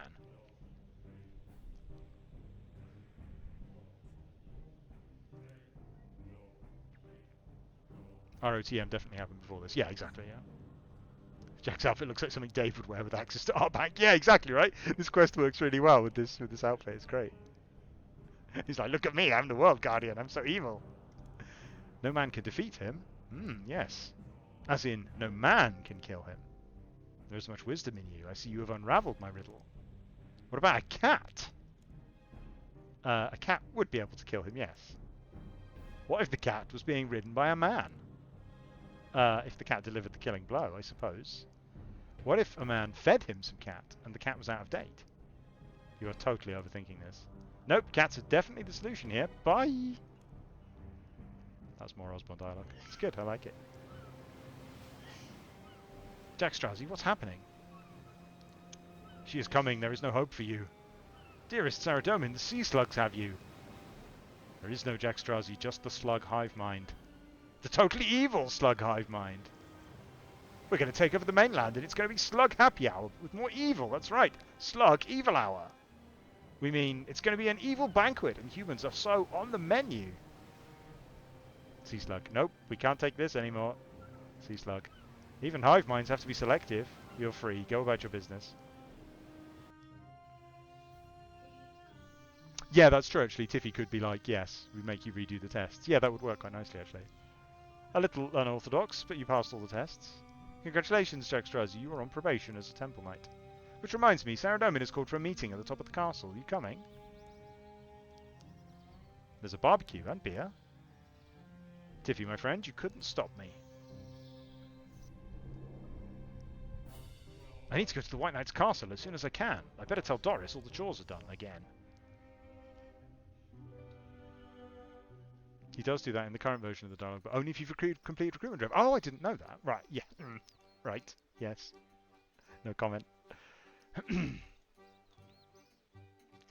Dave, I'm off to see Gertrude. She's got a new litter of cats. Don't leave the house again. Do you want to get triple grounded? No. Remember, Dave, no leaving the house. She's using her ring of wealth to go to Gertrude. Oh, Gertrude lives just outside the Grand Exchange. Time to head to Falador. How am I going to get to Falador? Oh, I have to walk out the front door, don't I? Carry on with the quests. I still have roughly 20 minutes before Doris returns from Gertrude's. This would be a perfect time to sneak into the White Knight's castle. I'm ready to sneak it in. Oh, why he's posted the dialogue. If you've completed recruitment drive, you get, I've already recruited you into the Temple Knights, don't you remember? Absolutely, I remember it like it was yesterday. Who are you again? Something tells me we should rewind your training a bit. Let's start with a few tests. Yeah, honestly, I would just make that the default dialogue. Because it creates a weird continuity snarl otherwise. Because like, if with Hi, Sponge. It is the real Modjack. With the problem with the choice there. Sorry, like if it respects whether you've completed recruitment drive, then it still creates a continuity snarl, because if you do Evil Dave's Big Day Out and then do recruitment drive, it still doesn't make any sense. So like, I think it's probably just safer to assume that the player has definitely done recruitment drive and then just run the dialogue. Although with my like generally the way I think we should be doing stories, we probably shouldn't be doing like in-depth references to the player's previous exploits anyway. So it's a bit tricky to get right. I'm covered in mud. The scramble up the rocks is dreadful, especially in Dave's body. Just make it require recruitment drive. Yeah, obviously. I mean, it does. To be fair, it does already require recipe for disaster, which is already a total ball ache. Shadow of the Storm was good fun, but Rescuing Evil Dave was not. Right. Okay. Now I remember this because I playtested this a fair amount. Looks like he's standing guard. I should probably find a way to distract him if I want to get past. Again, I feel like this works quite well because like the tone of the quest allows for the. I don't know how I feel about this. Like, yeah, why would anyone use an oil-soaked rag for a note? Dear Milkman, please leave me 23 bottles of non-alcoholic Wizard Mind Bombs and 32 rabbit sandwiches inside the lounge area.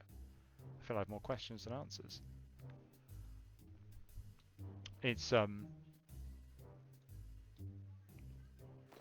It's interesting that this sort of I mean, this is point and click, right? This is like Pieces of Hate, but on a slightly smaller scale in terms of its concept. And like, I feel like that kind of point and click gameplay really, the bottom is pretty sturdy and could definitely hold something, maybe a head.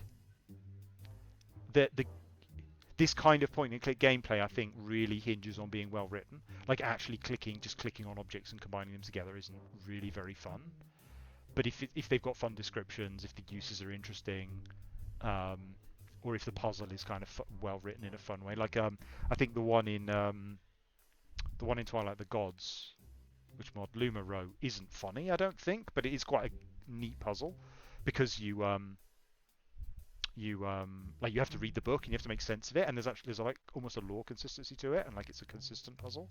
It's not just clicking on random objects to way that sort of only makes sense in the developer's head.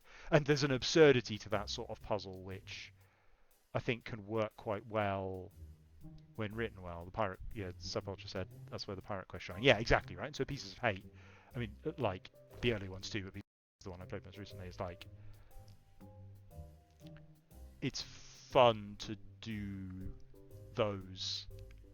Like it's a good combination of gameplay and reading, and you do a bit of gameplay and you get a joke, and you do a bit more gameplay and you get a joke. And I think that works quite well. Nice, some gunpowder. So it's taking it, but like it's. I feel like a silly. I know. There's a bit. I think this quest sparked a bit of a debate on whether quests should be or serious. I know that like some people in the lore community felt like they didn't like that this quest was so silly. But in a relatively serious quest, like almost all of the Elder God quests are pretty serious. This sort of silly puzzle, like you could insert a silly puzzle section and you could have it be silly. But I feel like unless it was very specifically geographically organised, like I could imagine if like with a different story to the one that we wrote, going to Anachronia, visiting, say the haircut station was there already. The what are they called? Accidental fletching and fire making stations.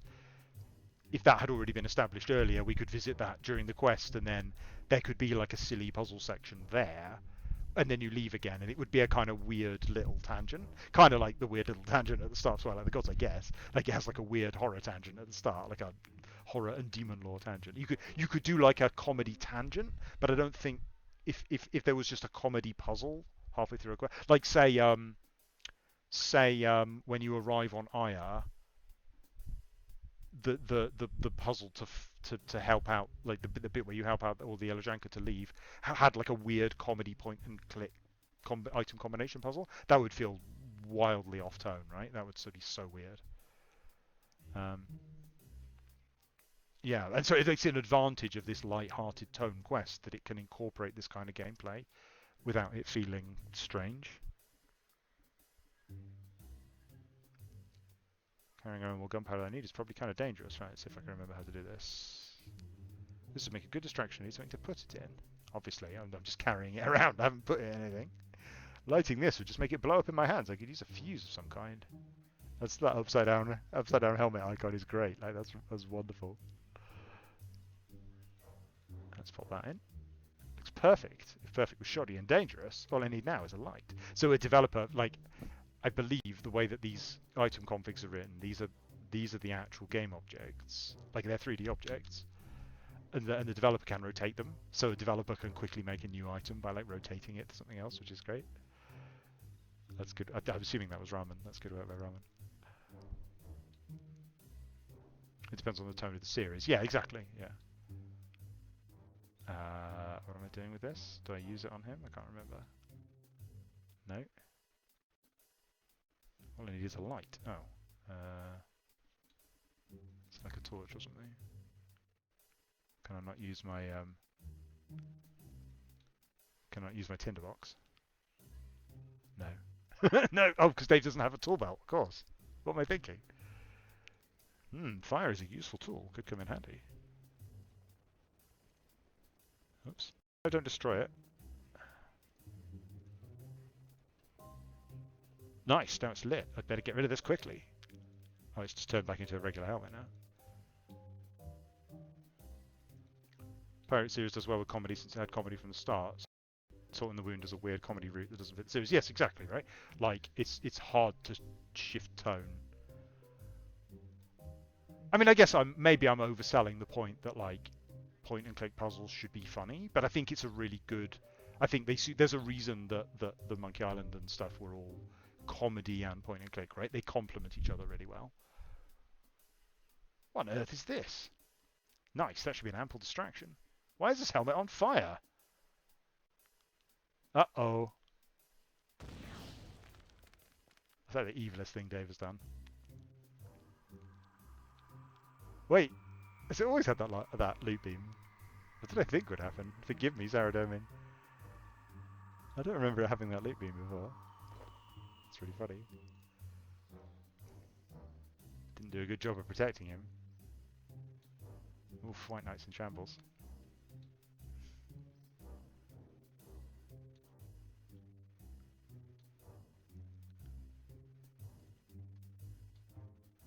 Ultimate stealth gameplay.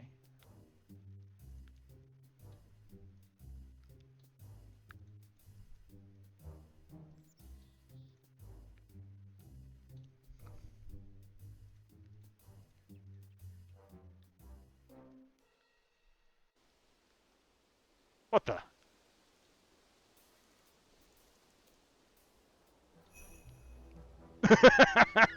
Apparently I've not got that achievement. Interesting that it flags. I am pottery! If you break me, do I not shatter? Sing it with me! He's really drunk. If I want to get anything useful out of him, there's only one choice. I have to get him even more drunk. Again, I'm not sure about this joke, but I guess it is consistent with Runescape's tone. What you got for me? You don't have anything for me. Sir Armic is demanding some moonlight mead. What you got for me? Oh, yummy. Dwarven stout. What you got for me? This isn't what I want. Useless. Oh, this... Yeah. Alright, only one thing at a time. This puzzle is slightly oddly implemented.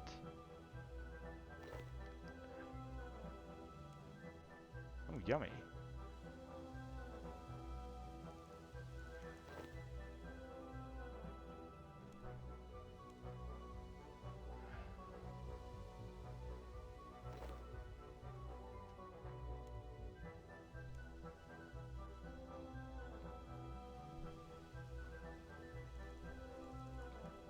Finally, a quest with a drunken character that doesn't involve crafting a bespoke hangover gear. That's true, Dave got that achievement, I didn't. You bundled the crate and tossed back into the moat. What? What? What happened there? Did I get... Did somehow the puzzle interrupt the guard catching me on the way up? Is that what happened there?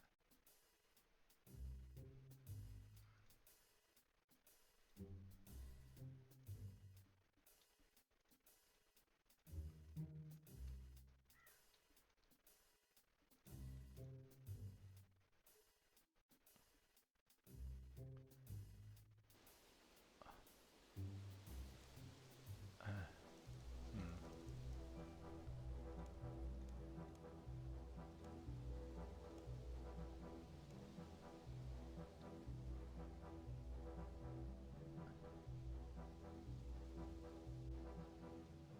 This is Mind Bomb. Aren't they non-alcoholic though?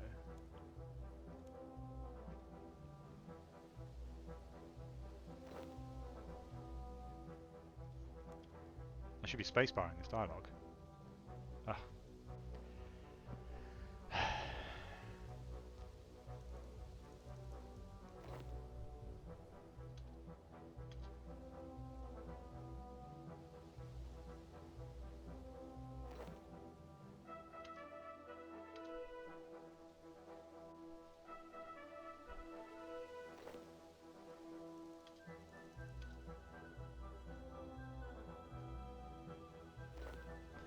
So I can't talk because I'm laser focused. Can't believe I'm still so clear-headed. Alcohol barely has any effect on me at all. It's Dave! Dave! Yes, Savaz. Please, call me Amic. All my friends do.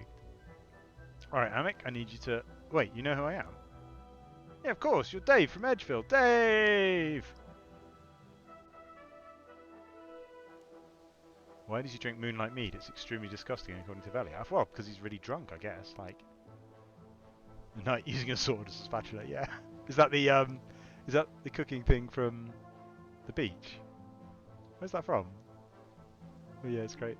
I thought I was banned from Falador.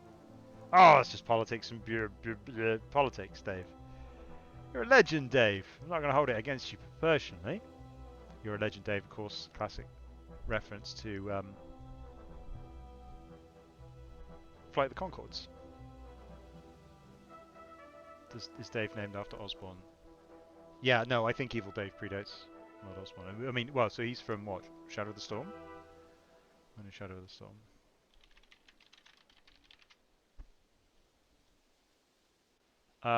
2005. Osborne was there for quite a long time, but I mean, Dave is a very common name. Like Dave is like, I imagine it was written in as like an intentionally like Dave is a very mundane name.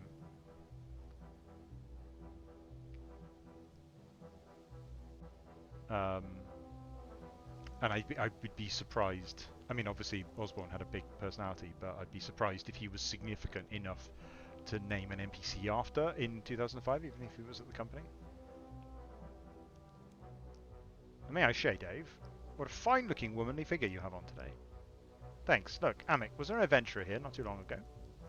An adventurer? Ah, that's really fun to say. Adventurer. Yes, not too long ago. Yes, Drexdrazi was here. Very nice lad indeed. Where did he go? Go? Yes, where did he go? Nothing. Nowhere. Definitely not the secret meeting nobody is supposed to know about. What secret meeting?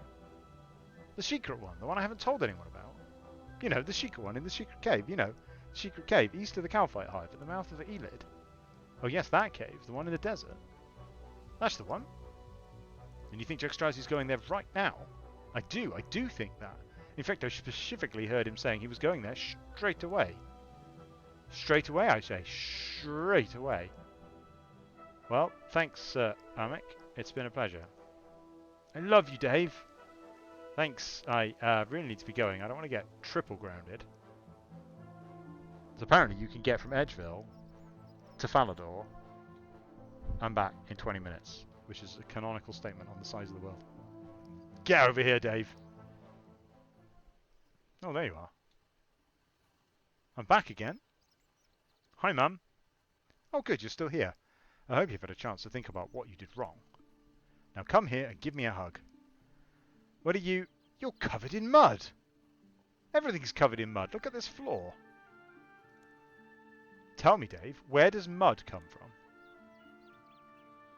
It's from outside? And what's your excuse this time? I've decided to become a druid, Mother. I don't want to hear it. You were grounded, and you went outside. So for your own good, I double grounded you, and you went outside again. But I went to the general store. It's not muddy between here and the general store. I was just out there myself. You've betrayed my trust, Dave. I want to be angry with you, but I can't. I'm just so disappointed. It pains me to say this, but there's only one thing for it. David Bartholomew Karloff. Bartholomew? You are triple grounded. Floors, dishes, veggies, bed, now! But it's spotless. Just get it done. At this point, I think this rug might be my closest friend. The rug is muddy on both sides now. You sweep it aimlessly for a while. This is my life now. This is what it is. You've completed 1 of 4 chores. There's a tone here, like this is me not quite getting the tone right, I think, in the writing. There's a tone here of like... It hasn't quite... Like, I mean, like his quest has been interrupted by having to do more chores. But he hasn't... There's nothing to stop me, like as soon as she leaves the house, right? We're going to go carry on with the quest. It's just it's a temporary inconvenience. But I've written it as if, like, he's kind of given up on life, and it's not quite right. There's no way I can possibly chop these vegetables any further. With the flat of the knife, you mash the vegetables. As you work, you imagine little sobbing cries to Braska Prime. I know exactly how you feel, little guys. These dishes are spotless. What am I even achieving here? I'm pretty sure double grounded and triple grounded was Timbo's joke. Not 100% sure, but I'm pretty sure that was his original joke. It's pretty strong. These dishes are spotless. What am I even achieving here? You pointlessly wash the clean dishes. They end up slightly less clean than when you started. Well, that was a waste of time. I finished all the chores in the kitchen. Time to go down to the basement and clean up your filthy bed then. Didn't the quest imply you started to take on Dave's mannerisms by being him? Yes, but it's like it's a bit. I would say it's a. And again, this is my fault for the way I've written. Like I could have changed this in the writing. It feels confused to me. I think. I mean, I don't. You could argue that the air of confusion is good because it's supposed to be a confusing situation. But I feel like it could be a lot clearer whether you are Dave or aren't Dave, and whether or not you feel like Dave. I don't know. It doesn't quite work. If I put any more of this stuff on the bed, I'm going to pass out from the fumes. Actually, that'll probably give me a more powerful vision. You dump the rest of the cleaner onto the bed. What's Dave up to this time, I wonder? None shall pass. None? A few. Some shall pass. Talking of passes, here's my shanty pass. I'll just be walking on through now. Those aren't valid anymore. What's your business? Gosh, where to start? My business is all-round evilness, but I have a sideline in mischievousness. I meant, what is your business in the desert? Oh, I'm going to gatecrash an ambush on Zamorak by infiltrating the White Knights, and perhaps cause the demise of Saradomin. Fine, fine. Do you have any contraband items? What like? Women in barrels, priceless gems, rats in barrels, rats in coconuts, monkeys in barrels, that sort of thing. You have a problem with barrels? Like you wouldn't believe. Well, you can frisk me, but you will find nothing. Nothing! I'll pass. I'll pass. Shan't pass. Oh, never mind. Move along, you can go through. Thanks, I'll be coming back through with the recognition of Zamorak and a barrel full of job well done. It's good dialogue.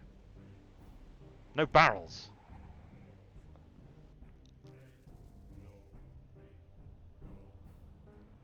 Which walk animation?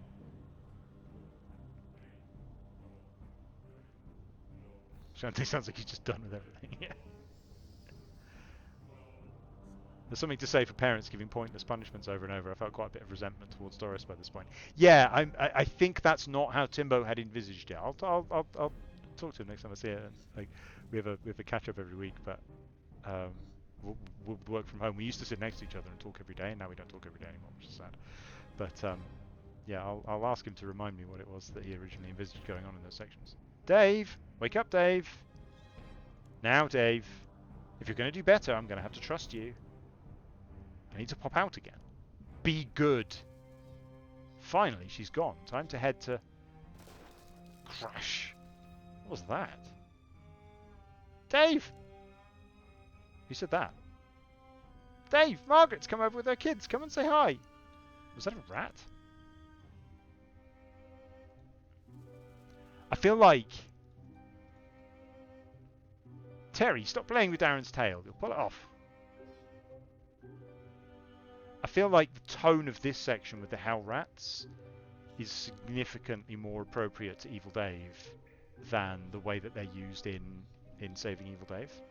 Like, it feels weird and wrong having to slaughter them, whereas like they're all just friendly and nice feels like appropriate. Good boy, Kevin. I've always been proud of you. This is why you never sleep in a bed poisoned with cleaning fluid. You think this whole thing is a hallucination. I'm not sure if that's supposed to be an implication. I didn't write it with that in mind, but I guess that might have been what the others had in mind. So I said to my darling husband, am I being unreasonable here? Of course you... Kevin, stop that. Weren't. There's a combination there of a Mum's Net reference and... oh, what's it called? There's a really famous book when I was little. It was like a teacher, and she was reading out to her class, and she was like, George, don't do that. That's what I'm trying to call her. Hello, are you Hell Rats? Leave it out, Dave. You remember Margaret, don't you? Hi, sweetie. Margaret just popped over with the... Alan, put that down! Kids, for a little bit of a natter. I love a nice natter. Tell you what, though, Dave, you wouldn't be a love and keep an eye on the little ones for a bit, would you? Margaret's had a hell of a day, and mine hasn't... Ryan! Ryan, that does not go in your mouth! Much better. I'm sorry, I'd love to help, but I don't really have time for this. Now look, Dave, you told me you'd help out when I needed it, and this is me needing your help. Am I being unreasonable, Margaret? You are not being unreasonable, Felicity. Look, I tell you what, Dave, let's compromise. I know they can be a bit of a... Terry! Wax! What have I told you? Handful at times. A right handful. How about just 3 of them? Keep them occupied for a few hours. Take them out somewhere. I suppose I could take them with me. Perfect. I'm sure they'll be absolutely... Pamela! Darlings. The desert, I think. Oh, they'll love that. Which 3 should I take? Oh, whichever. Just pick out any 3 you like. Ciao! Who do we want to take? Kevin, Alan, Darren, Terry, Pamela, Ryan. That's all the ones that are named. Let's get Darren, the main character of Runescape. Don't think you guys know about Darren, the main character of Runescape. It was like a marketing thing from like 2 years ago that never happened. You've gained Darren as a member of your task force. Look sharp, Darren. We're going on a mission. Who else do we want? Kevin. Oh, did they release the video? Oh, okay. Yeah, it seems to have not really gone anywhere. I kind of liked it, but I get where they're coming from. Like, it wasn't. I liked the video, but yeah, it wasn't quite RuneScape, right? The name's Kevin. Look sharp, Kevin. We're going on a mission. Okay, who else do I want? Terry.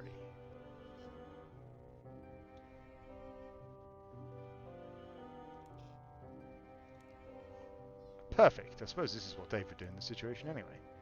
Okay, Hell Rats, welcome to Dave's Doom Squad. Okay, so what we need, yes, I see what this quest needs now in retrospect. It needs like some sort of contrived premise at the start where the player's like, because I'm trapped in Dave's body, if I don't do things in the way Dave would do them, my psychological something or other gets destabilized and I take damage. So every time I make a decision which isn't what Dave would have done, I take damage. Something like that, so that there's like a reason to like do things the Dave way. That feels like it would justify some of the writing decisions I've made. Yes, wish I thought that. Never mind. Anyway. And then there'd be like a kind of almost meta. And then you could do it like a, I mean that's a fairly common puzzle, right? Where you're trying to sneak into somewhere and you have to, like that's how like the the start of Death of Chivalry, right, has a section like that where it's like you have dialogue choices which are correct or incorrect based on the character you're supposed to be. And there could be a very thinly contrived thing where you have like, oh, I have to be as like Dave as possible, you know. Oh yeah, that would work quite well, I think. Oh well, never mind. Okay, Hell Rats, welcome to Dave's Doom Squad. Our mission is to find Dave. We will stop at nothing. We will let nothing and no one deter us. But you are Dave. Permission to speak denied, Darren. This is a critical mission, and what I need are loyal soldiers. That is a reference to Doom, the movie Doom, which is, I mean, it's not very good, but The Rock is absolutely extra in it, and I love it, and that's him. Extra funny when you don't know what Dave is, so you just act like what you think Dave is. Yeah, yeah.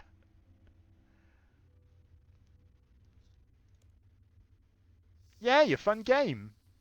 What's that you have to say, Kevin? Sir, yes, sir. Sir, where are we going, sir? To find...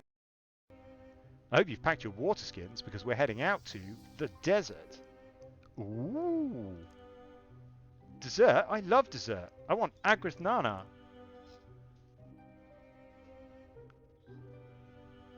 It's a long walk, and Dave doesn't know any relevant teleport spells, so we better get moving. Quick march.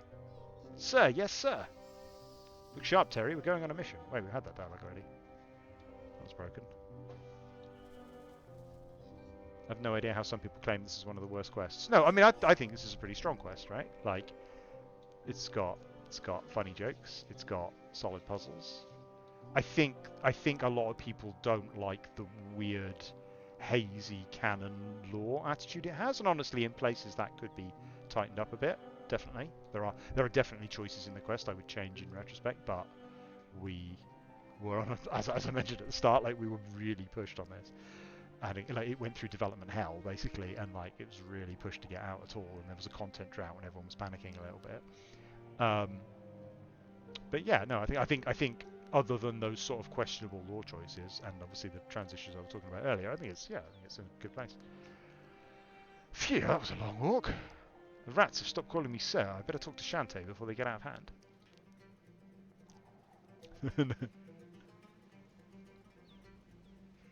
It's a good... I like this little area. I don't know if Timbo had this in mind. Or I don't know if it was his decision. I think it probably was. That it's actually a really... Because this little tiny area here is kind of like... It's not that significant, but it works really, really well as a little puzzle zone. It's really nice. Is it used as a puzzle zone in another quest that I've forgotten? Don't think it is. Dave!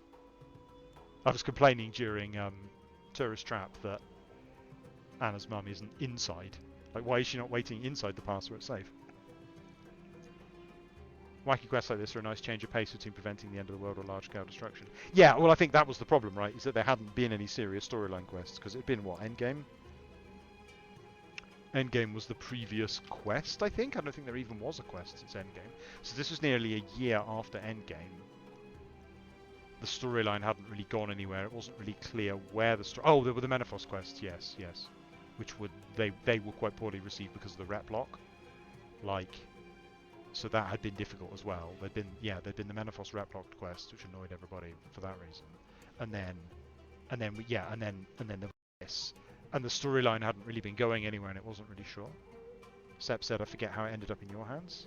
Timbo conceptualized it. The person who was making it ended up leaving. Rahman re-implemented it. And then that was Rahman's first ever piece of writing content. So I got drafted in to help with the writing, basically. And then, so the positive story of this is that when was Violet is Blue? Like Rahman wrote Violet is Blue. And because of the way, that was, what, the year later? Yeah, that was just over a year later. And the managers called me and they were like, look, you helped out Rahman with the writing last year. Could you take a look at Violet is Blue, please? So I played through it and I was like, no, it's great. Like, he's done a really good job. But Rahman wrote all the dialogue in Violet is Blue. I mean, it's personally, for my taste, it's a tiny bit reference heavy, but it was good. Like, it's well written. And I was like, I reported back. I was like, no, he's done a really good job. This can go live. This doesn't need any changes from me at all. So it was really, it was really positive. You know me? Of course, Dave. How could you forget your good and dear friend Shantae? I'm sorry. Yes, of course. You're my good and dear friend. What's good and dear friend a reference to? That's a reference to something. Is it Indiana Jones? And might I say, good friend, you're rocking that lady look.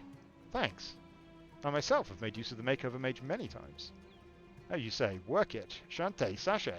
Now, I've never seen Drag Race, but I put that reference in. Not sure how I feel about it in retrospect. But enough of such levity. There is a serious matter to discuss as well. My people tell me, Dave, you've been moving for some time at moderate speed and carrying items of contraband. What? Contraband? Me? Yes, indeed, we are cracking down on smuggling of non-lethal polearms, concealable blades, and fatty acids. I'm sorry to say that you must please hand over any such things immediately. I don't think I have anything like that. I can see them right there in your backpack, Dave. Please hand them over. If you do not, then I may be forced to make a display of my legendary swordsmanship. Oh, these? Shantae confiscates all the cleaning products from you. Ah, look at that! Tidying up the quest items. Look at that. Amazing. Can I go on through? What else do you have in there? Do I hear squeaking? Oh, these? These are just my... Dave's. My... Hellrat Doom Squad! That wasn't a helpful thing for me to say at all. I think Dave is getting to me. No evil rats pass the border, even for my good and dear friend Dave. You must hand them over at once. Like you said, I've had incredible luck doing Croesus watching this. Can you stream more so I can have more luck? I'll try. I will try. The fact that I can point the fan at my back without it interrupting my microphone helps a lot. But they're my friends. Then you shall not pass. I'll have to find another way to get these rats past Shantae. Preferably something really evil. What was that? Oh, nothing. I'm pretty sure this puzzle makes absolutely no sense, but it's great as a result. Right, have I got more? Does that stuff just auto-refill so that you can get it for the previous puzzle? Don't think that's useful for this, is it? Oh yeah, I need some of this stuff, don't I? And it presumably, if I destroy, yeah, I need the rug, don't I? I can't remember this. So like, okay, so it's worth saying from the point of view of puzzle design, game design, right? This puzzle in particular is incredibly obtuse. The night one, I think, there's only a small number of objects to interact with, right? And they're relatively clear. This one, I think, is just ludicrous. It's ludicrous on purpose, and it's funny as a result. And it wouldn't work at all, except that the area is quite constrained. So there's only a relatively limited number of things to click on. So you can kind of solve it through trial and error by just clicking on everything repeatedly until you eventually figure it out. And I think that's fine. It works okay. Oh, there's a wait, that hidey hole shouldn't be here. That's technically a bug, but I guess it doesn't matter. But that hidey hole shouldn't be in this instance. Like that wasn't here when we made the quest. I guess it's been added since. If it's a serious quest, a point and click is what's the most sensible way. If it's a silly quest, what's the stupidest way that probably shouldn't work but totally will. Yeah, right. And that's why point and click gameplay works. Sorry, I keep saying point and click gameplay. I mean like the puzzle gameplay from old point and click adventures. Looks like it was coded in. Oh, is it? There's nothing interesting about this crate, and it contains absolutely no stew. Oh, right. Yeah. Has that been? I'm sure that wasn't there before. That seems like something Stu might have done. Did Stu do that? Yeah. What do you want? I'd like to come in. Surely you want to come out. I'm thirsty. Quench my thirst and we'll work out a deal. How does blood of a hell rat sound? Something with a tropical vibe to it.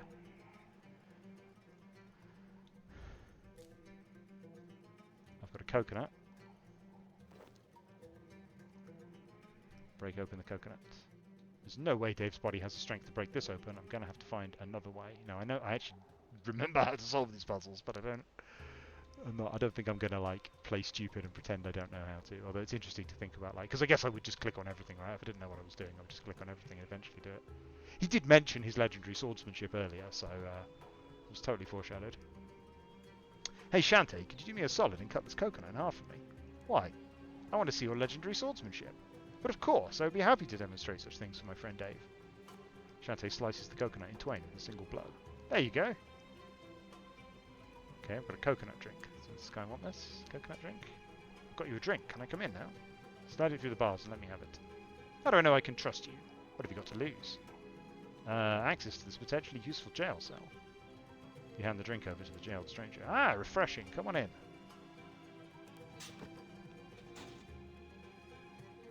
Thanks for letting me in. Wait, what's that a reference to? Thanks for letting me in. Damn, what is that?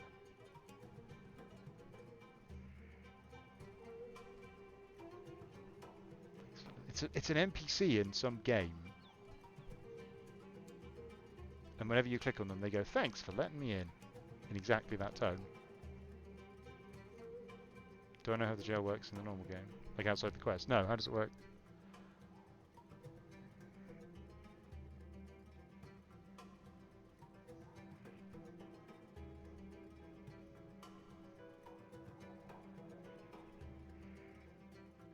I'm trying.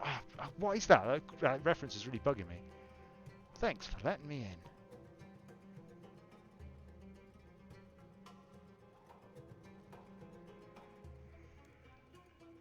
Hey, no problem. Thanks for the drink.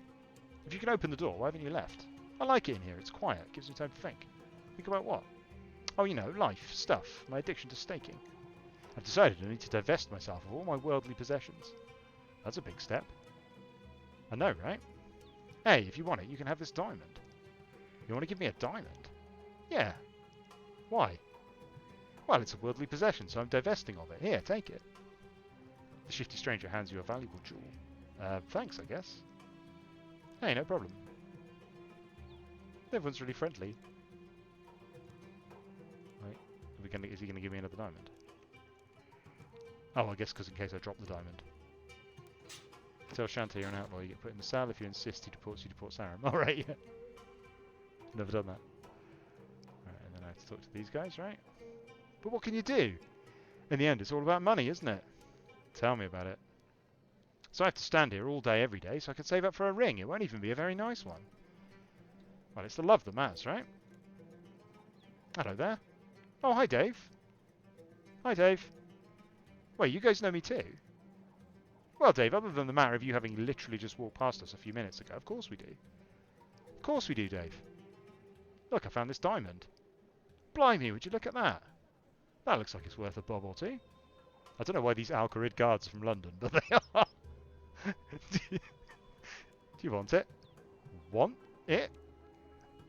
I'm trying to concoct an elaborate scheme, and I can't figure out how to make use of this diamond. Do you have any useful items to trade for it? Let's see. I've got some buttons, some old keys that are just taking up space. I've got half a rabbit sandwich. Jelly baby, some rope. No, nothing useful. Rope! That's exactly what I need. You want to trade that valuable diamond for my old rope? Yes, will you do it? Of course. Even if it's a fake, it's worth more than the rope. Here you go. You swap the diamond for some rope. I was using the rope to pull the palm tree down so I could get those hard-to-reach coconuts right at the top. But if I sell this, I can buy a ring, and I'll still never have to eat coconuts again. You're not going to just give her the diamond? Of course not. Then I wouldn't be able to split the money with you. Oh, thanks, mate. Thanks very much. Besides, diamonds are a con anyway. It's the love that matters. You're not wrong. With this, my scheme can come to fruition. Oh, that's almost like a fruit joke. I'm not very good at puns. It's like there's a pun there somewhere, right? Like coconuts, fruition, something. Dave is so nice, isn't he? Yeah, top bloke that, Dave. Be funny if it was a Hydrix. Yeah, I suppose so, yeah. Did Hydrix exist at the time? Yeah, I guess it must have done. A coconut's fruit. No, well that's what I mean. Like, it's not, the joke isn't there, the joke doesn't work, but I feel like there is a joke there somewhere. But this is why I'm not very good at puns. When I need a pun written, I post it to the channel and Stu responds. That's not true actually. There's other like more or less everyone on the Law Council other than me is pretty good at puns. So I just ask the Law Council and they write like 700 puns. Right, are you ready, Darren? Ready for what, Dave? I'm going to pull this tree down with this rope, then use it as a catapult to fling you over the checkpoint. But that sounds dangerous, Dave. Come on, you wanted an adventure, didn't you? You're right. Maybe I can be a famous adventurer like my dad was. Oh, what did your dad do? He got his tail chopped off and his head crushed in, trying to steal food from ogres.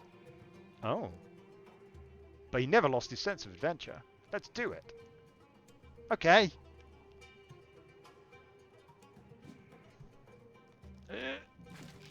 Darren has successfully been smuggled past Shantae. You've smuggled 1 of 3. Someone commented earlier, these little progress markers are nice. Yeah, they are. They're really good. Like, they just like, I don't feel like they're too hand-holdy. They just kind of, they give you an indication that you're doing the right thing and how much more you need to do. And I think like one of the things that pushes people towards guides is not having any idea whether they're even making progress. And I think little things like that can make you feel, they let you know that you're doing the right thing, right? And like, I think that's like it's almost like it's almost the opposite of hand holding. It's like encouraging the player to try to figure it out for themselves rather than look up a guide. Yeah. All right, now I have to do something. Yep, add the hell rat to the coconut shell. There we go. Okay, Terry, I'm going to need you to sit in this coconut. Why? I'm going to find somewhere high up and then throw you over the wall by bouncing you off an awning. Yeah, I added that awning because like the puzzle was like you have to climb up somewhere high and throw them over the pass. But of course, the way physics works, this is like the worst place to throw it from. So I added this line about the awning to try to explain how this is going to work physically.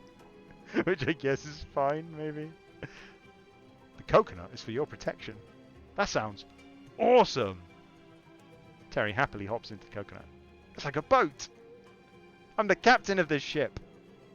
All aboard! Launch me, Dave, launch me! Alright, I just need to find somewhere high enough. Oh, okay, so you can just fiddle with the items and then it does clue you in to go here. Shell rat. Are you ready, Terry?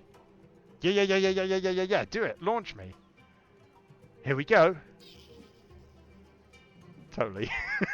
I can't believe that actually worked. I like lampshade hanging is great. Like,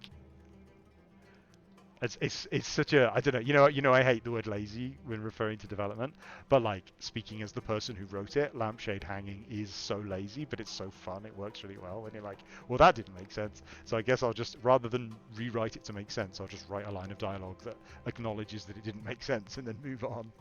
Which is like again with the tone, like with the tone of the quest, it's fine to do that kind of thing. You know, in a more serious quest, it wouldn't be okay to do that, but you get away with a lot in this, and so you get to have, that's the thing, right? You get to have this fun, nonsensical gameplay section, and it's good fun. All right, what am I doing with the last one? Something to do with the rug, I think. I don't see anything obvious to interact with. That's the. Oh, is that a joke version of the gate? I don't remember that. Who wrote that? Is that Ramen? The Caridian Desert is a very dangerous place, where of high temperatures, sandstorms, quicksand, bandits, slavers, cowfights, monkeys, crocodiles, and acts of vengeful goddesses bent on the total destruction of all life in the desert. No responsibility is taken by Shantae if anything bad should happen to you under any circumstances whatsoever. Despite this warning, lots of people seem to pass through the gate. I don't remember that being there in the real one, is it there? Alright, what do I do with the... I remember what you have to do, which is roll the rat up in the rug, but I can't see any obvious way to do that. I don't have the rats in my inventory, which is interesting. What else have I got here? Spellbook? No, I don't want to teleport back to Dave's house. Doesn't seem to be anyone else to interact with.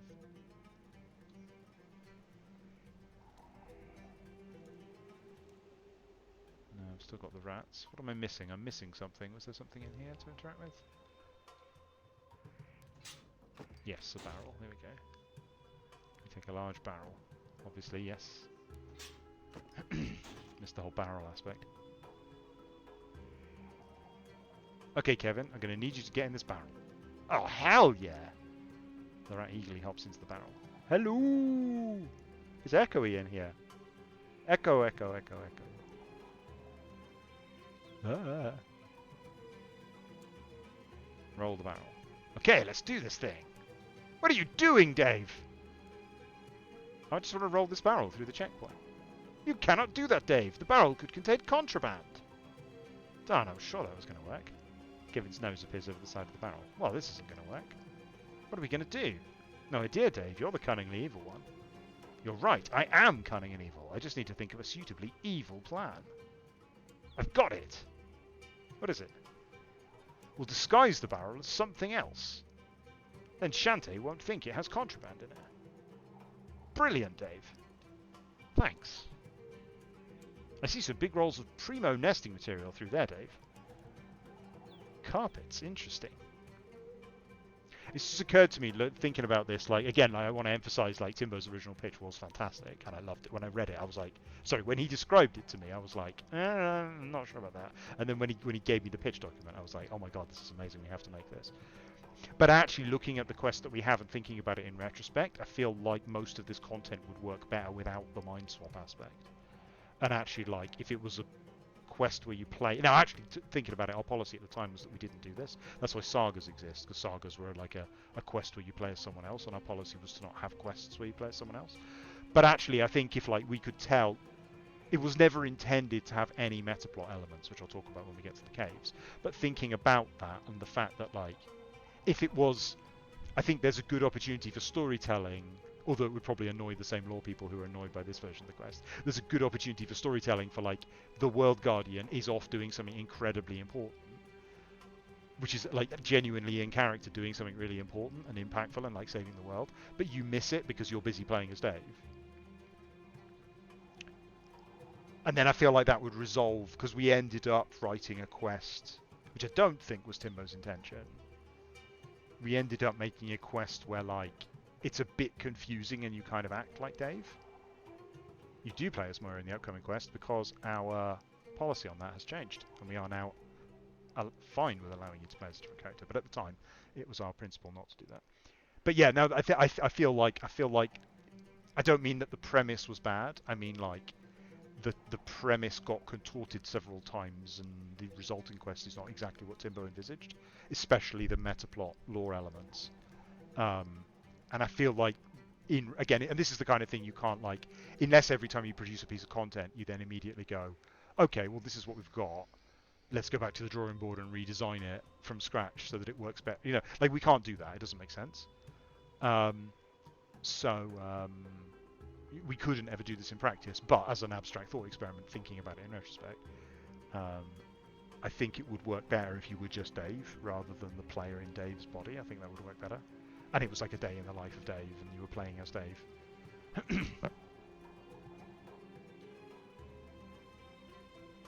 I would have probably written this where the World Guardian doesn't want people to know they're Switch or Dave.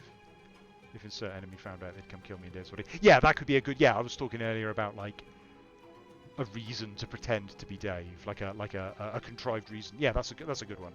Like, yes, if they find out it's me, that'll be bad. Yeah, no, that's good. That's a good idea. Yeah, that's less contrived than what I had, which is like my psychological brain state will be disrupted or something like that. Yeah, that would be better. Anyway, right, what are we doing? We need to combine the rug, I'm pretty sure. There we go. You wrap the carpet around the barrel. Perfect. Oh, I can talk to them. Why am I in a barrel, Dave? I need to smuggle you over the border, and this is the best I could come up with. This barrel is very comfy.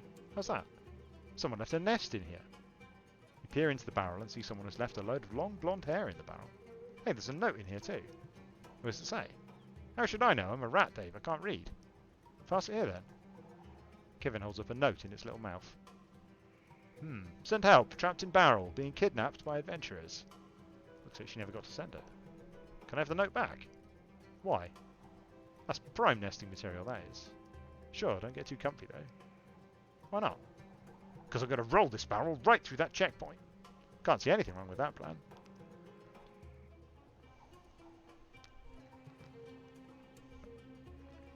Right, here we go. Let's roll this barrel. Okay, let's do this thing. Whee! What are you doing, Dave? I'm just rolling this perfectly innocent carpet through the checkpoint. It's a special delivery. Just look at that magnificent Edgeville embroidery. I am suspicious, but since it is my good and dear friend Dave, who I know would never attempt to deceive me, I will let the carpet through. Thanks. Whee! What was that? Nothing but the wind. You've managed to smuggle all the rats past Shantae. Now you should be able to pass on into the desert. Am I good to go? No restricted items. Look. You do seem to be clean. Very well, go on through, but if I catch you trying to smuggle fatty acids again, Dave, I will have to tell your mother. Please don't. I don't want to get quadruple grounded. Here we are, between the E-lid and the Calphite Hive. We're either in the wrong place, or the White Knights have hopped into one of those holes. Guess I better get searching.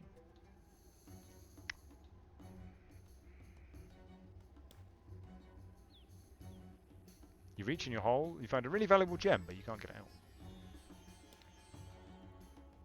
You reach inside the hole and prick yourself in a sand-covered cactus. We definitely need to be more consistent about putting messages over the player's head, but I'm worried that any, like, you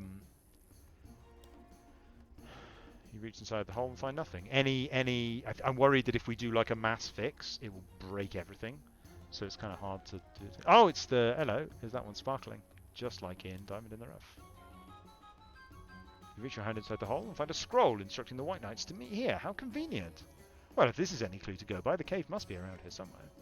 Okay, Kevin, I'm going to need you to go inside this hole and see if you can find me any more clues. Roger that. After a while, you hear a voice shout up. I found something! I can hear voices. Uh-oh, Kevin is hearing the voices in his head again. No, this time they're for real. Just like last time, you thought it was Halloween at Christmas, and we all dressed up for Christmas dinner. Okay, enough you two. Kevin, what can you hear? Something about a ceramic vase. What an odd thing to be hearing down here. Ceramic vase, this is the place. Okay, can you find a way for me to come down? There are an awful lot of tunnels down here. I'll take a look. Which more quests use those chat boxes as a delay to skip to next? You mean when the dialogue pops up but there's no next button? Is that what you mean? They don't get closed by walking around, so they're good if you're surprised by someone talking to you without clicking on them. Yeah, no, it's a shame when you... Because I skipped a line of dialogue earlier because I was clicking through the ceramic puzzle. There's a few times when almost the design of the content itself encourages you to close the dialogue in some way. Like it's encouraged you to click rapidly or something, like a particular puzzle. There was something I was playing last week, I think it was, and I can't remember what it was, but it might have been Underground Pass. I was clicking frantically, and because I was clicking frantically, I closed some dialogue. A random hole will lead you deeper into the caverns. The correct hole is marked with a subtle twinkle. There we are. I replayed Diamond in the Rough recently, and it felt harder than I remember it being to find the right one. I don't remember it being that hard on launch. I'm not sure if the graphics have changed in some way. It's bad when dialogue pops up in a fight, it's immediately closed. Yeah, exactly, yeah. When does it happen in Extinction? Is that during Saren?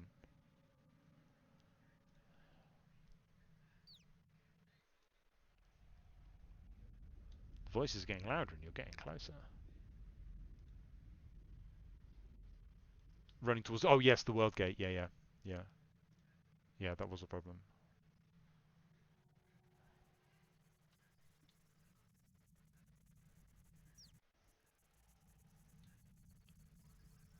The voices are getting louder.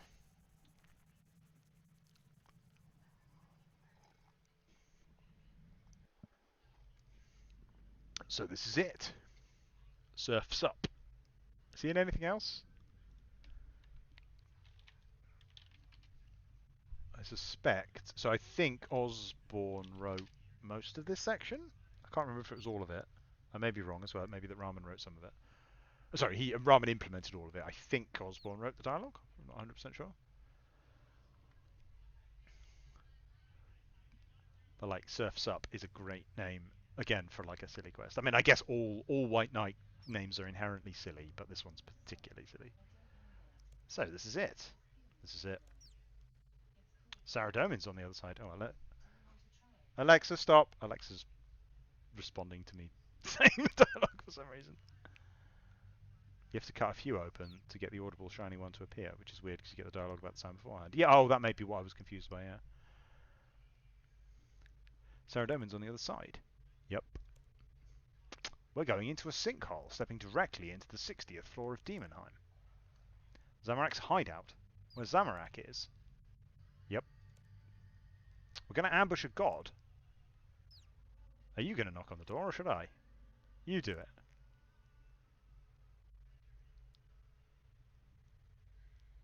That dialogue sounded like something I would have written, but I don't remember whether I wrote it. Like, it sounded like my kind of dialogue. It sounded more like my dialogue than Osborne's dialogue. What is this? You press your tiny rat ears against the stone. You'd think I would remember what I wrote and what I didn't, right? I don't know if I have an unusual bad memory for that kind of thing, or it's just we do a lot of projects over a lot of time, right? You'd think I'd have a really clear memory of what I did and what I didn't, but oh, it's so long ago now. You press your tiny rat ears against the stone.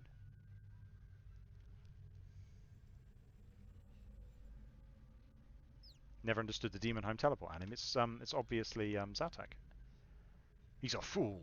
Zamorak has built dozens of these resource dungeons, and they're all direct routes to Demonheim.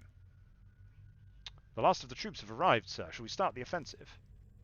Could Zamorak really be that naive? Yes, you may start your operation. Sounds like it's all kicking off. Better get back to Dave.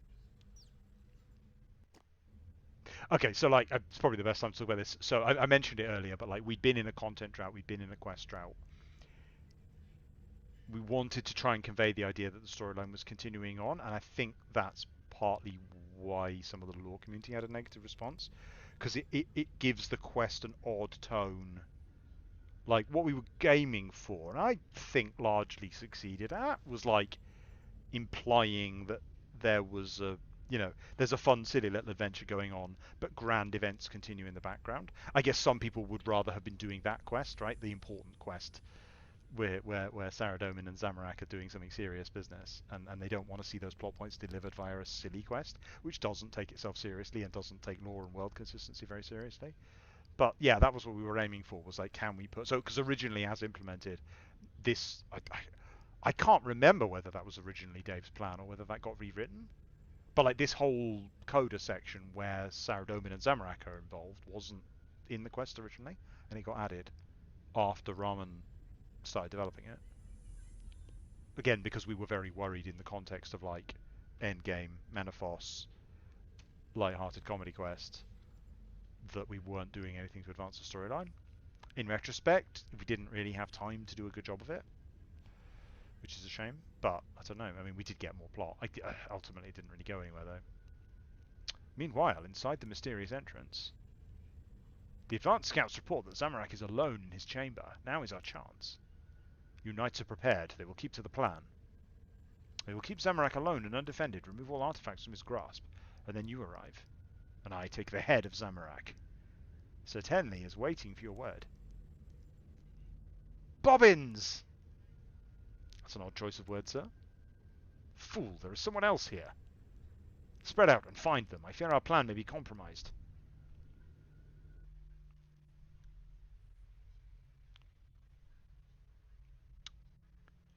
Saradomin casually dropping lore that all resource dungeons are made by Zami.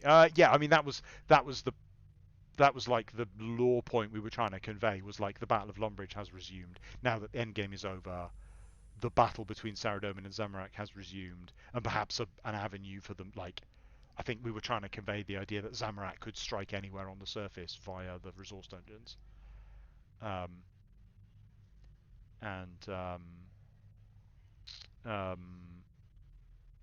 That was supposed to convey like a sense that the story was heating up again. And I feel like that it wasn't received that way. So this is where the secret meeting must be taking place. The great discovery Sir Amic was talking about. I'm betting Dave is already inside. I better get him and get our bodies swapped back. Played this 4 years after it was released and didn't see an issue with the tone. Probably just bad timing when it was released. Yeah, that's it really. I mean, it was an awkward time for it. It's a shame really. No one's fault, right? It's just the way it worked out. Dave! It's me! I mean, you! In the name of all that's evil, what have you done in my body? Says the person who turned me into a woman. You can turn back at the makeover mage whenever you want, but look what you did. You've deceived the White Knights and Saradomin. You've put me in cahoots with Zamorak against my will. A flipping god battle is about to start.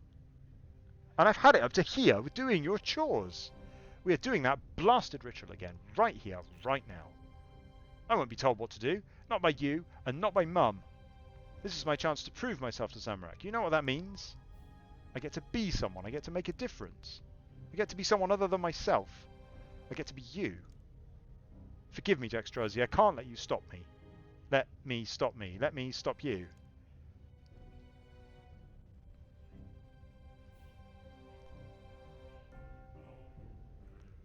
It didn't feel like it was building to something because the thing it was building to didn't materialise. No, well, I think that was in part because of the reception, but also, like, yes, we didn't at that point have a concrete plan to continue.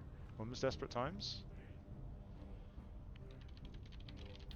Because I don't think Desperate... Yeah, Desperate Times was long after, wasn't it? 2 years later. Nearly 2 years later. And it wasn't... Yeah, we were adrift for a little bit then. reminiscent of Relomia intentional. In Once Upon a Time in Gilmore, you mean? In which case, I think it's just the same story, basically, like similar story.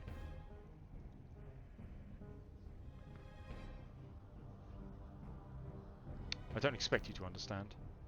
Dave, you're making a serious mistake. Untie me now. You sound like my mum. Well, except for the untying bit.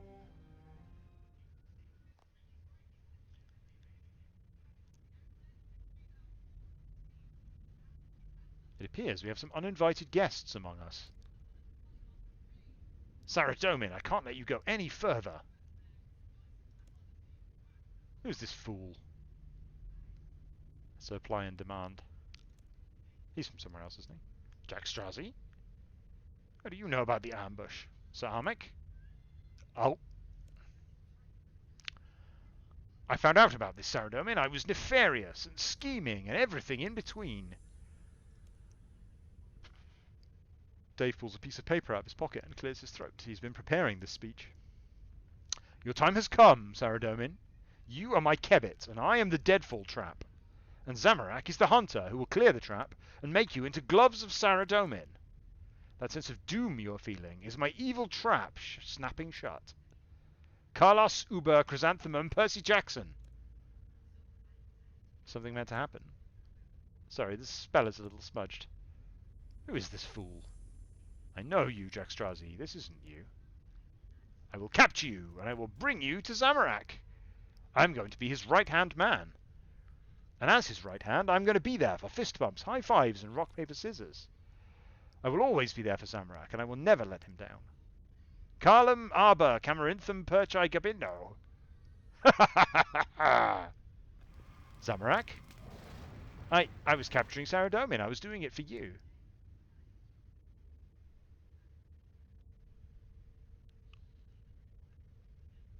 White Knights, call to arms!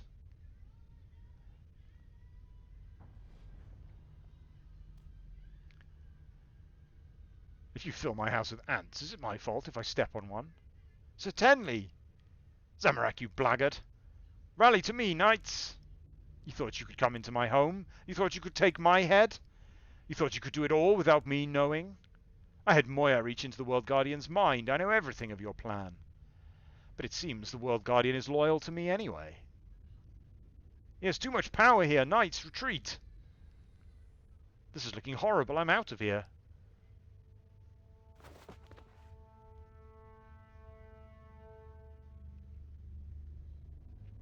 What are you? Magical support? Yes. An evil servant of Zamorak. Please untie me so I may do his bidding. Alright, let me get that for you. The knight unties you. I better go get Dave and teleport out of here before things get messy. Ah, Battle of Lumbridge 2.0.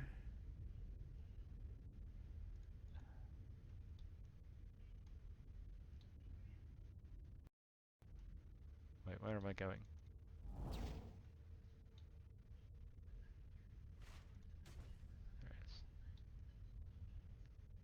Yeah, again, you can see how, like, I mean, I think Rahman had, like, I don't know, he must have had, like, an hour to implement this or something like that. It's insane what he managed to achieve in a tiny amount of time. Like, I think our time from concept, we, like, sat down, we were like, the quest needs something more.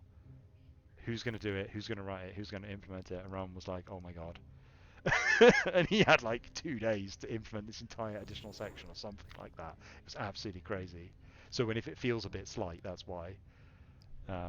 And absolutely no fault of his, and in a sense, like, an incredible achievement on his part, if you see what I mean. But yeah, you can see again how, like, on paper it's like a dramatic battle that you're sort of navigating through and, like, you know, trying to survive, but in practice it doesn't really come out that way because you just don't have time to implement it that way. Dave, it's me. Go away! A man died! Like, died! This isn't right. This isn't evil.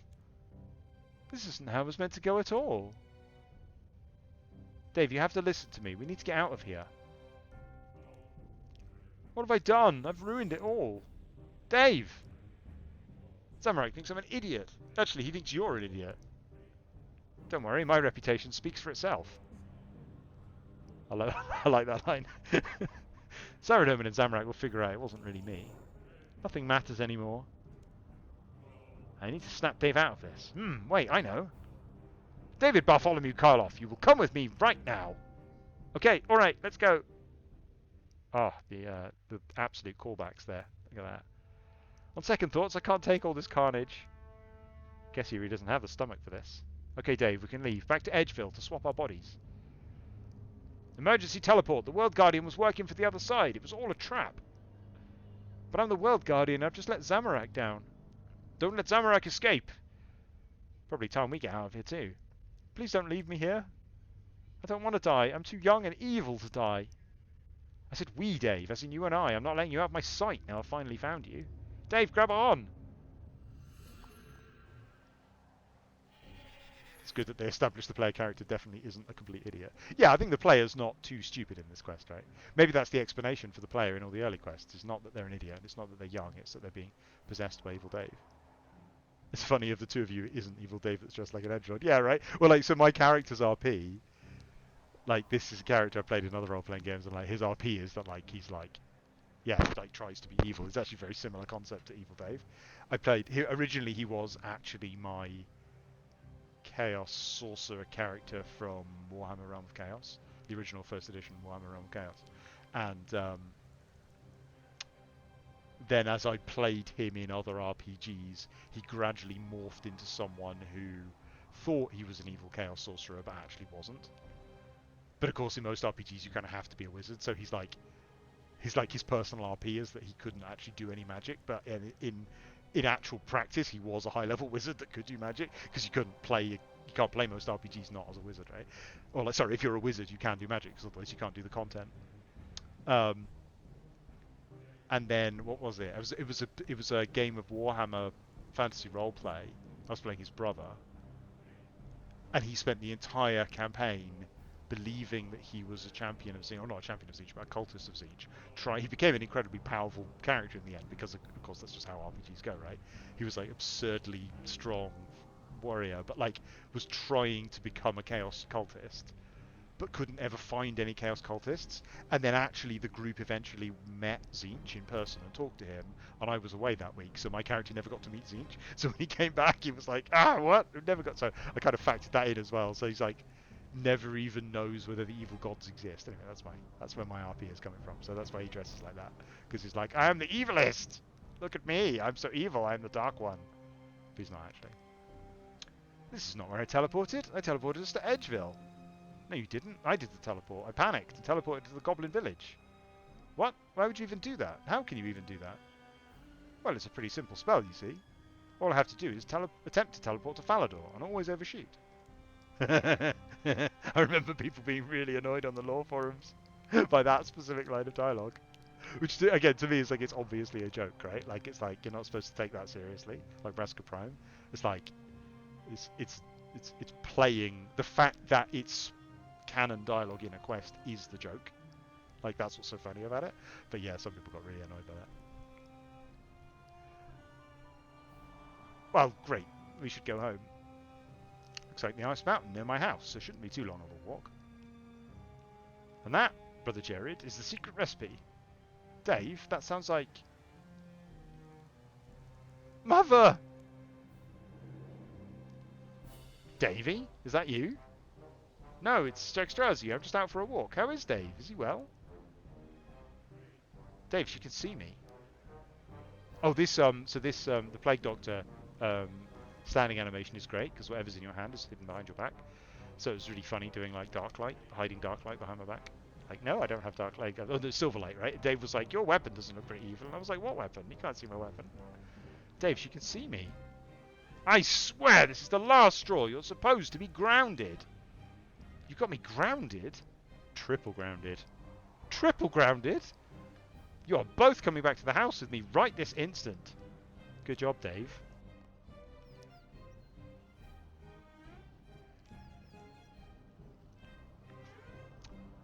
David, I just don't know what to do with you. Oh, you haven't taken any screenshots. I should have taken some screenshots. Don't you have any respect for me at all? Go to your room, or I'll quadruple ground you later. Yes, Mum. Yes, Mum. Not you.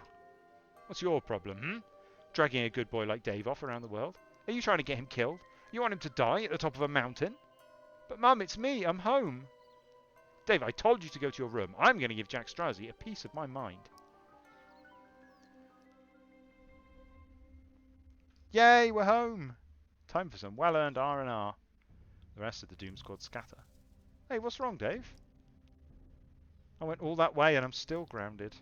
Cheer up, Dave. Let's go sit on the bed and talk about it.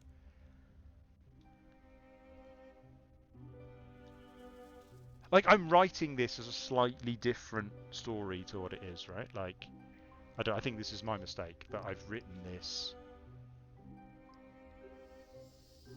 Yeah, as if, like, yeah, the struggle... Like, again, the tone, the actual... There's no reason to despair. I don't think I've written this quite right. What's this all about, Dave? I've been body swapped with Dave and I needed to do the ritual again. I went all that way to find him, but now Mummy's going to throw him out because he's a bad influence on me. You've been what with who, Dave? Wait. If Dave is in the house right now, maybe the ritual can still swap us back. But I'll need someone unspeakably evil to help me conduct the ritual.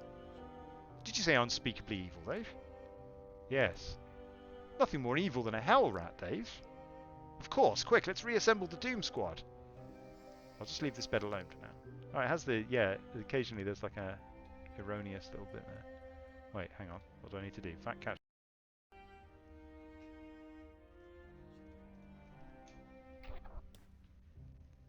Hey, want to help out with the ritual of ultimate Doomly Doom? You don't even need to ask. My evil senses tell me I need another 4 rats. Ritual of ultimate Doomly Doom, are you in? Am I in? Am I ever? 3 more to go. Ritual, Doomly Doom, let's go.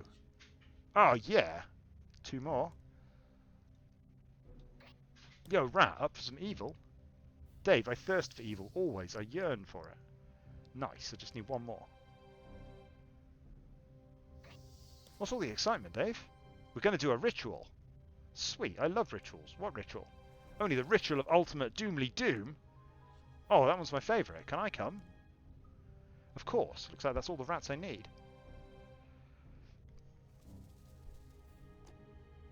Blood of a hell rat! Again, really sorry, Pamela. Dave, I've told you it's fine. Phlegmatic humour! Unwashed socks!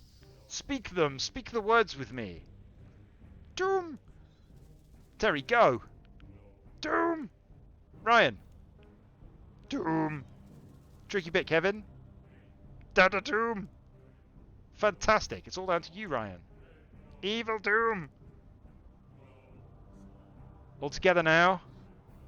Not so fast, young man! I've had enough of this nonsense, Davey. No, no, no, get out of the way! Quick, let's swap our bodies back while Mum is... Uh-oh. Doom! Ah, what a classic wheeze.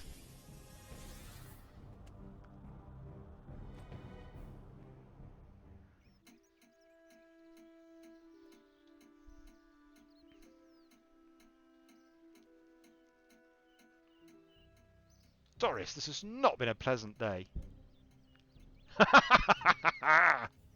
Doris? It's me! Yes, I know you're you. No, Jack Strauzy, it's me, Dave. I got put in Mum's body. Of course you did. This is great. What? Why is it great? Well, Mum's always complaining about all those aches and pains she gets. This will be like having a holiday in a younger body for her. Don't worry, I'll look after her, do all the shopping and everything. But if she's bad... I'll quintuple ground her. When she gets bored of it, we can switch back again. All's well that ends well, then, I suppose. Listen, Jack Strauzy, I know you wanted to let me have a taste of the adventuring life. That's not true at all. You stole my body. But it was really scary and horrible. I think I'll leave it to you from now on. Probably for the best. Instead, I shall redouble my evil efforts. The world has not seen the last of Evil Doris. You mean Evil Dave? Evil Dave! Ah, quest complete. Amazing. Ah, 50,000 mage XP. EDBDO. Nice.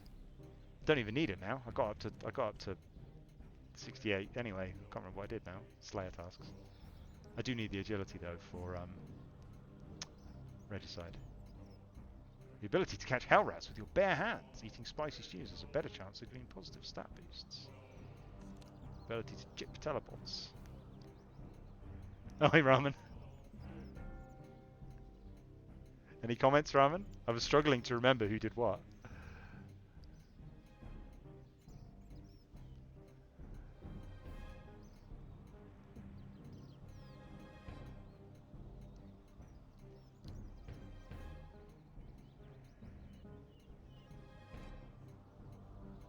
Right. Oh, it's giving me lamps.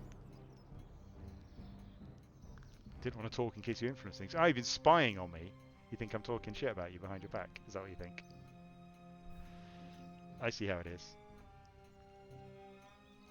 But yeah, I felt there's some stuff there that I couldn't remember very well. So like, if you have anything anything that I remembered wrong, do say. 50,000 magic. Oh, didn't even level up. Nothing but love. Yeah, I mean, it was hard work, right? It was a difficult project for both of us, and like, yeah, it's hard work.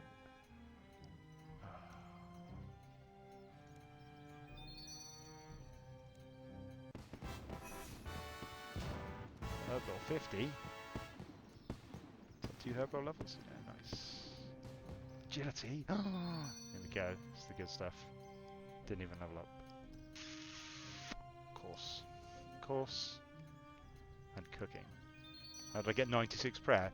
Because that's where I put all my lamps. I put all my lamps in prayer. And my promissory note. Remember summer slam or whatever it was called, promissory note. Put it in prayer and then like all my lamps in prayer. 255 off. Yeah, that's true actually. If I just walk up and down the room a couple of times with my Silverhawks on. I haven't got my Silverhawks on. God damn it. Got the agility level for Regicide. It's 56. I thought I needed 62. Do I not need 62? I've written 62 down on my to-do list.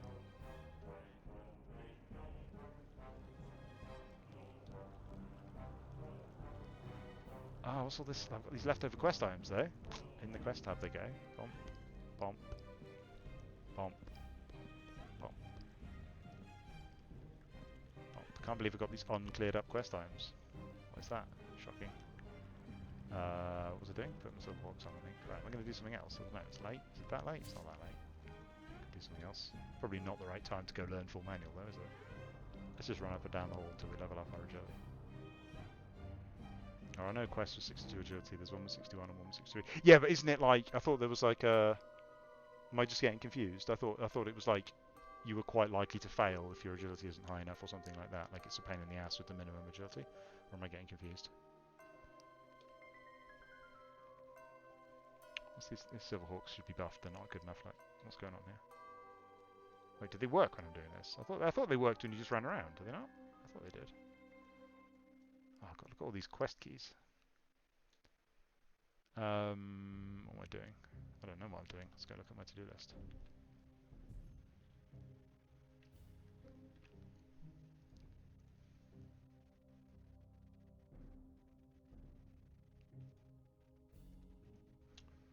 I need to work on Desert Treasure. I just finished. I don't really want to start another quest now. I don't think. Yeah, I don't have anything obvious to do. I mean, there's like a million things to do. What's like a mini game I've never played or something like that? Oh, I don't want to do god statues. Oh, I'll go do my ports actually.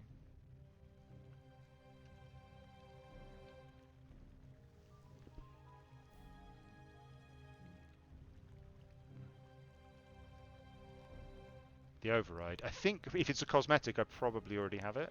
I think the way it works is we just get the cosmetics automatically. Is it a...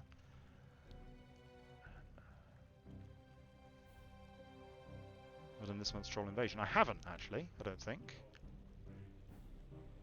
Let me go do the Captain's Log and then I'll go do Troll Invasion. I think I did hard Troll Invasion last time. Where are we at?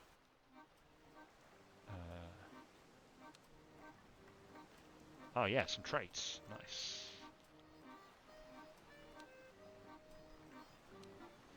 My ships are called the Good Ship Ship and the Alright Ship Ship.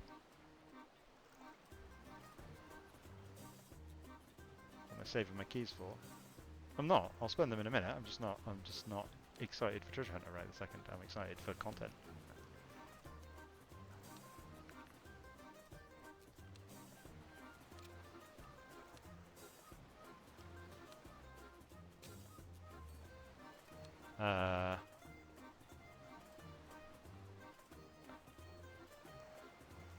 The ship is crewed entirely for combat. What is going on here?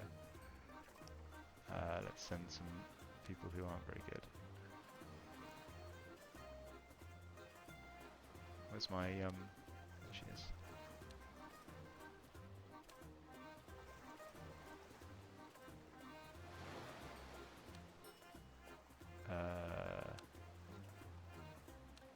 I don't know what I'm supposed to. So I playtested ports a bunch early on, but I don't have any idea what the actual meta is that I'm supposed to be doing. But so as far as I know, I'm just trying to accumulate as much coal as possible. Not coal, gunpowder. I keep calling it coal. As much gunpowder as possible. And just do as because I need to. I'm assuming I need to unlock the next section, which will allow me to get slate, but I don't seem to be able to do that. So I just need to complete as many missions as possible, as far as I can see.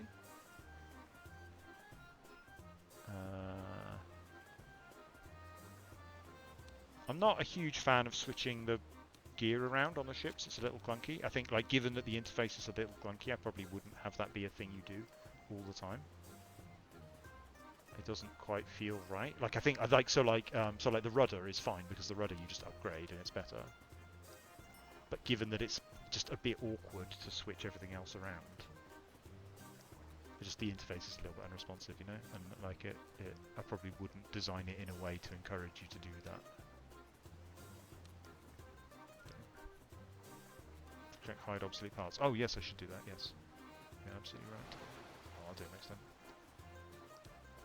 time. Where was I going? Can't remember now. Oh, now I remember that. Yeah, there we go. What was I going to go and do? I can't remember. Oh, troll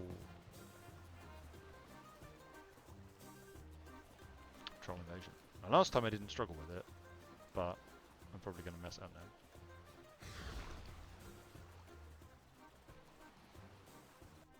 Specialize your ships so less switching. Yeah, I feel like with two ships, because I need, like at this stage, I'm struggling to hit the requirements a lot of the time, particularly for something that's a bit more demanding, like 3,000 of each or 6,000 of one thing. I have to focus the ship. Like some missions are trivial and I can just send off anything. But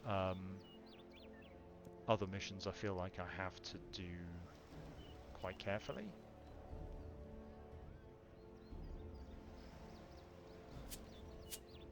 So I end up switching the gear around quite a lot. Well, I would probably, it feels more appropriate to me that like, it doesn't seem to me that there's any real gameplay benefit to like switching the figurehead. Since it's fun to switch things around and get your ship out, that is fun. But I think the crew already does that, and I don't think the pieces of the ship need to do that as well. I think it would be better if they were just flat stat increases, so your ship gradually gets better over time. Am I new to Runescape? No, not exactly. But I don't. There are big chunks of the game that I haven't played in depth. So like basically I'm trying to increase for familiarity with the parts of the game that I don't know so well. Like there's like weird chunks of RuneScape I know fantastically well, and then parts of RuneScape I've never touched or never done or like never interacted with. So I'm like trying to do stuff that like, you know, to make sure that there's like fundamental bits of RuneScape I don't know. Sorry, make sure that there aren't bits of RuneScape I fundamentally don't know. What can I do? Let's do... Can I right click and do it quickly? Yeah, start fighting. There we go. Hard mode.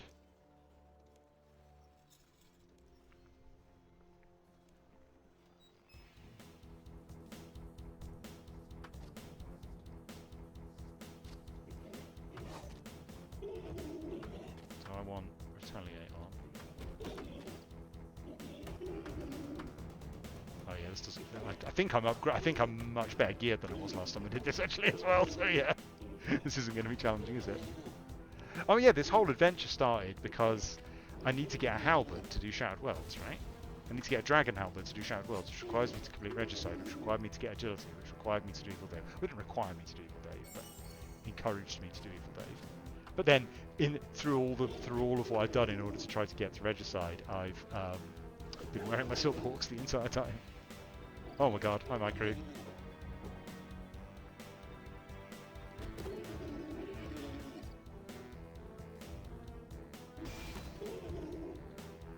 You just missed Evil Dave. Hello everybody.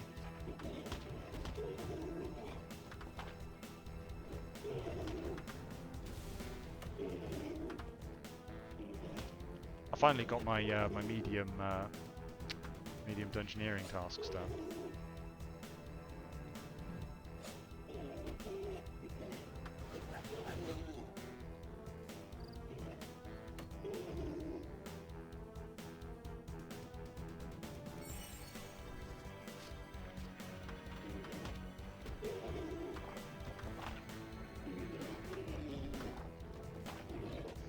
Cheers, my crew.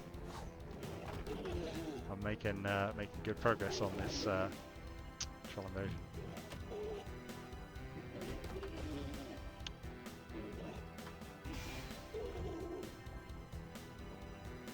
I think I was talking to players about dailies a lot, and I think I'm inclined to agree that monthlies aren't a serious problem. Like dailies, I feel like aren't quite in the right place.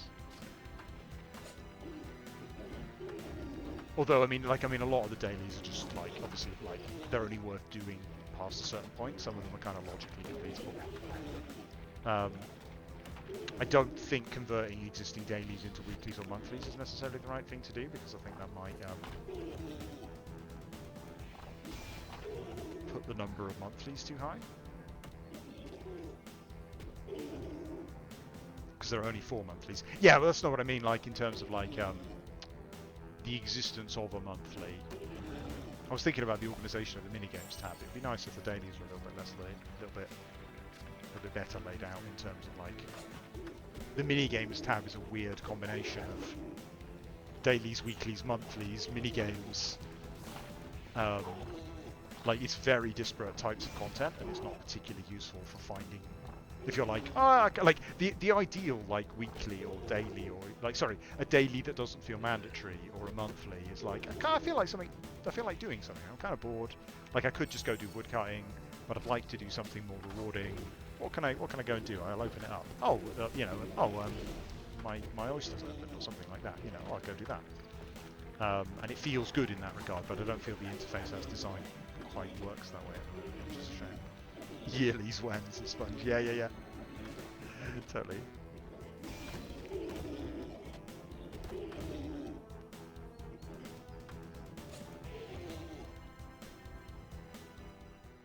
Oh, look at me. Expert at Runescape. Oh.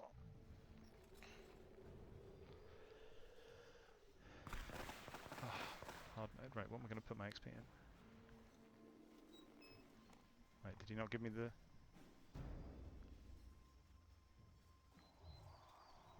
Did I not get the book? Why didn't I get the book? Did I interrupt it? Or am I just getting really confused? So right click him and get rewards.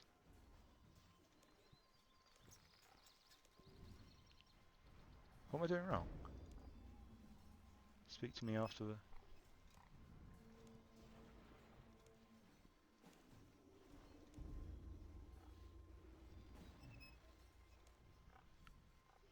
I got scammed.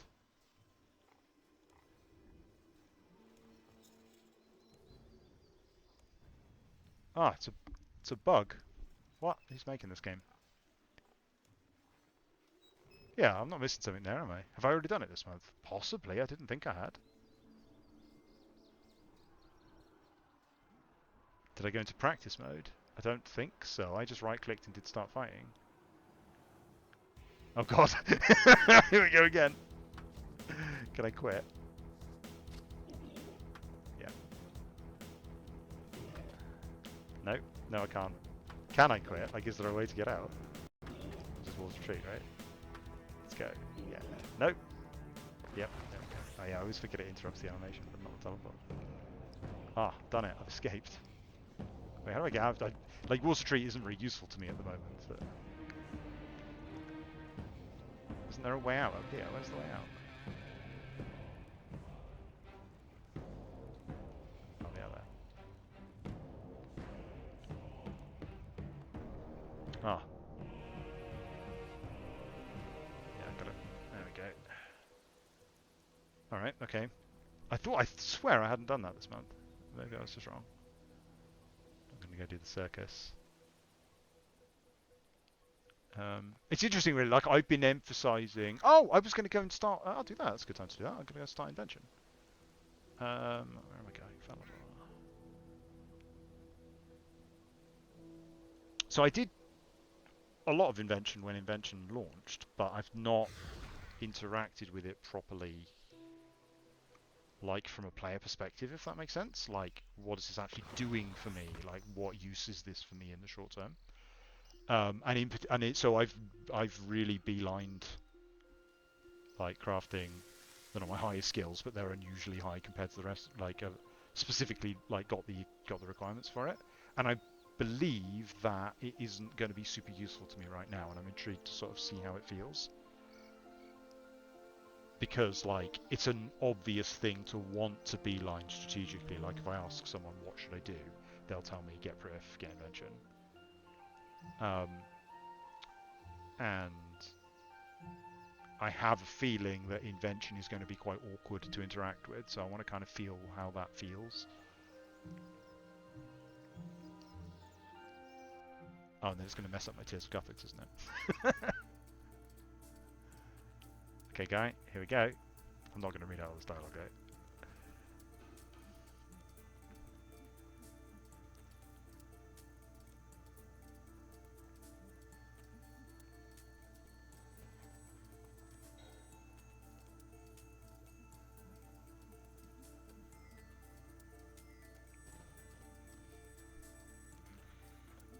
Okay, we've invented invention. Good, perfect. Tears of Gothics is based on XP. Oh, right, it doesn't count level, it counts XP. Okay, cool.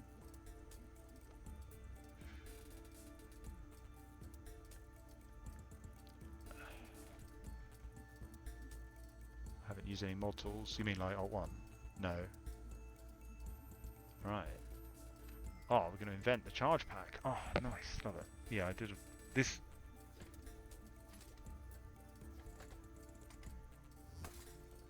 I don't think I interacted much with invention after most of the discovery. Didn't most of the discovery stuff get removed? Like originally you had to discover everything, didn't you? And then didn't they remove that? Using double XP to skip early game adventures and meta strategy.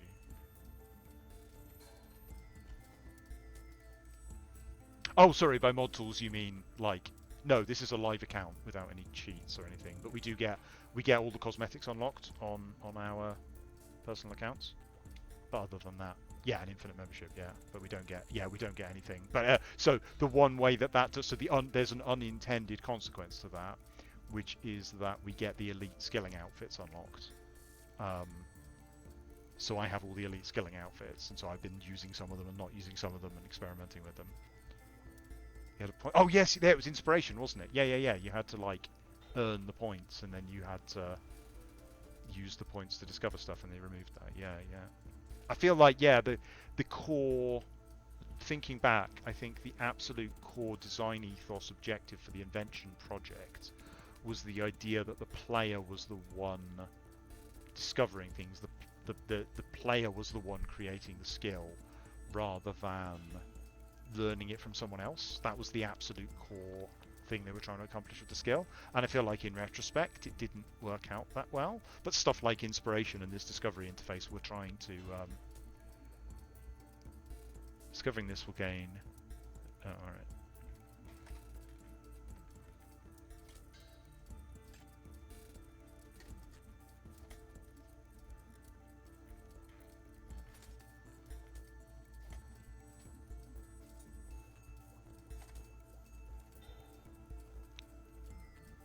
That's fine. Oh god. No, oh my god. Hello, Woogle Goo.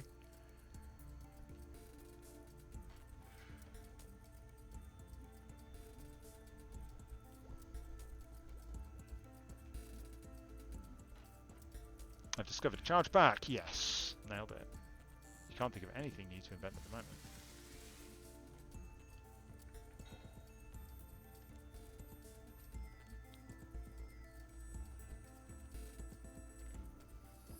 Ah, yes.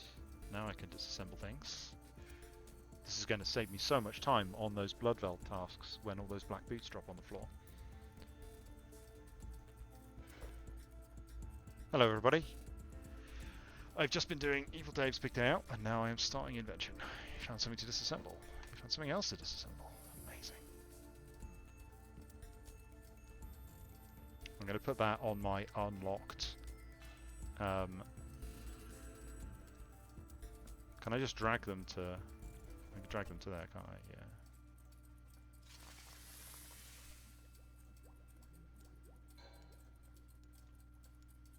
Yes. Did it tell me what I got? Cover parts, yes. Ah, simple parts, amazing. Make sure to save the augmented flowers. They're useful for bladed dive switches. And you get cheap alternative.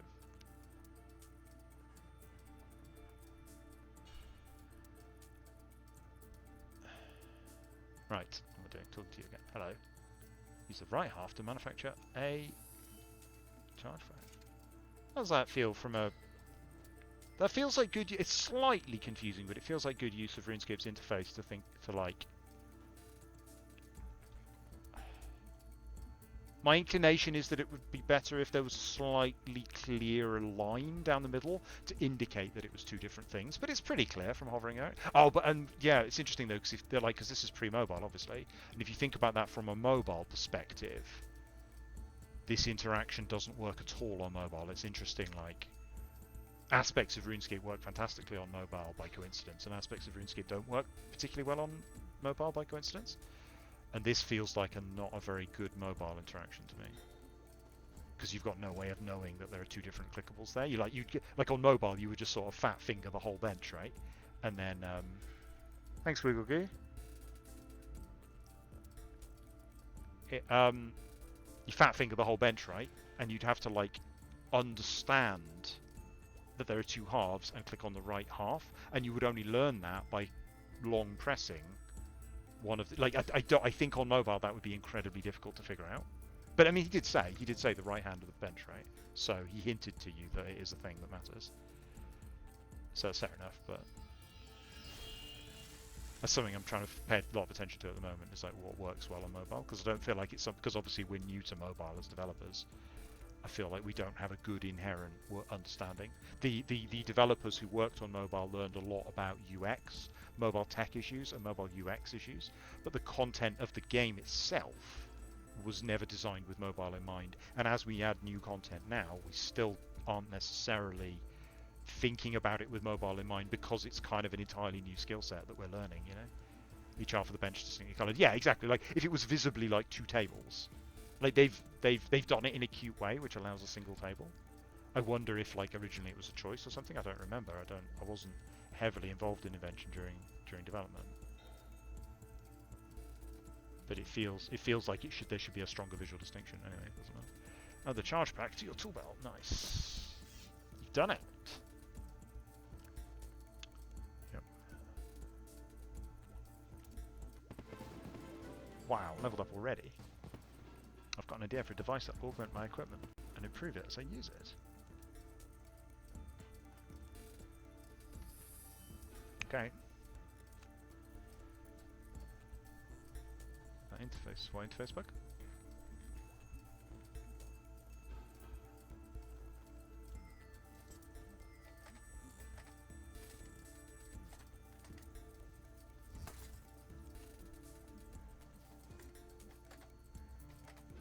Text didn't render in the info box when you leveled. Oh, yeah, I had a similar thing happen. What was it?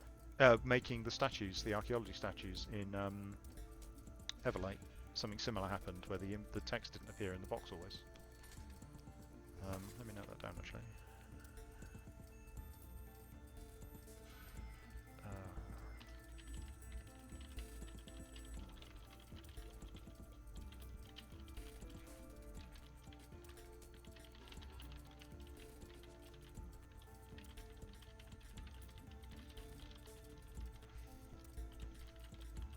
Was it in the level up window itself?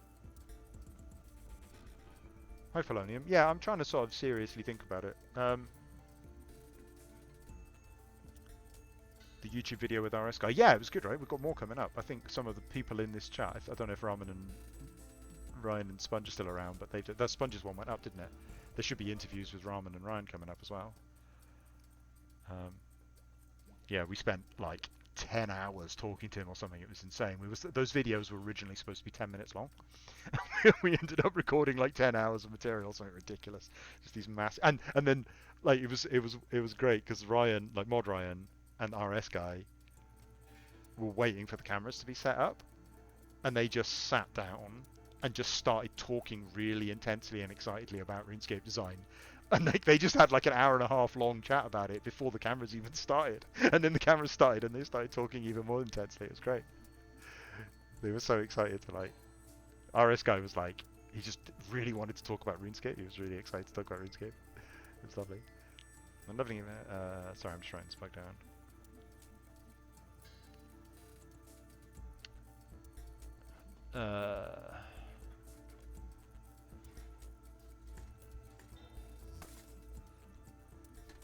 It's tricky because when I'm talking about fixes, like obviously like we have like QOL, like there's like when I'm talking abstractly about design and like maybe it should work slightly differently. I want to make clear I'm not like promising any kind of fix or anything like that, because like reworking this stuff, like you could play RuneScape for 10 minutes and you could find all sorts of UX issues to fix, right? Like it's a 20-year-old game. It's got thousands of different pieces of content. And part of what I'm doing is I'm trying to establish clearer design principles for the game in terms of thinking about, like we have this huge mixture of different approaches, different design styles, different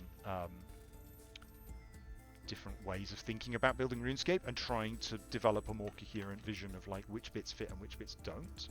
So that's partly why I'm talking about what works and what doesn't. It's not necessarily like this like so like this example of the invention bench. I'm not necessarily saying that we would change that, but thinking about like that doesn't work on mobile, so when thinking about developing mobile design principles, that's a thing to mention and think about in our mobile design principles of like, I mean, I think our mobile devs, the devs who worked for several years on the mobile project, are quite good at that stuff now, about thinking about like anything you have to hover over in order to interact. Sorry, anything you have to hover over to understand doesn't really work on mobile, and they kind of already get that.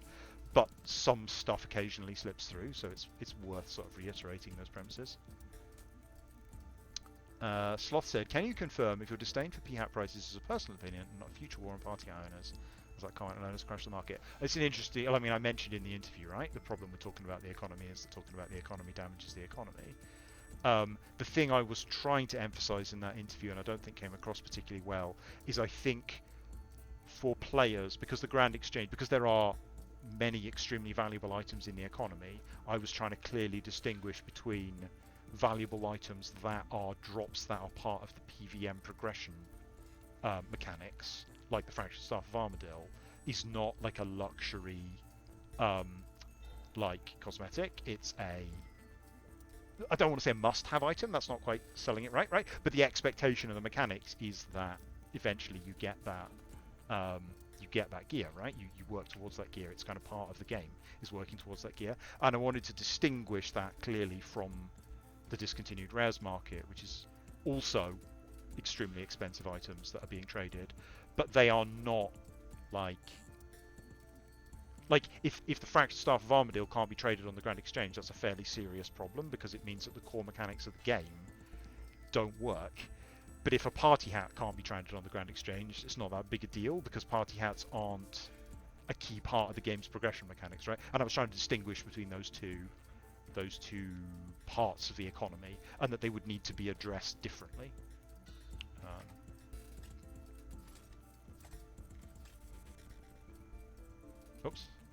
that's terrible. I'm assuming this really doesn't matter very much.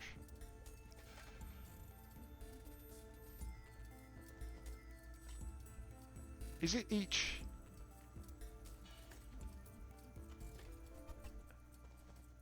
I don't understand what's happening here.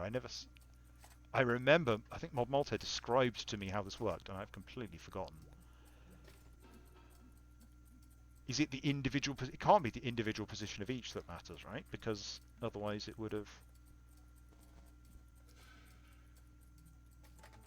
I don't understand what switching them is doing. Like, I don't know if from having fiddled with them for a while, I don't know. Like, when I switched those two, it didn't change. Is it like the closer they are to their optimal position? No, that can't make sense. I'm trying to figure out what must be going on behind the scene. Each item does go into one slot. There's a perfect order. Yeah. But how can that be the same? Because they're now either... Each one has an optimal position. So that's now... Is it how close they are to their slot that gives you the bonus?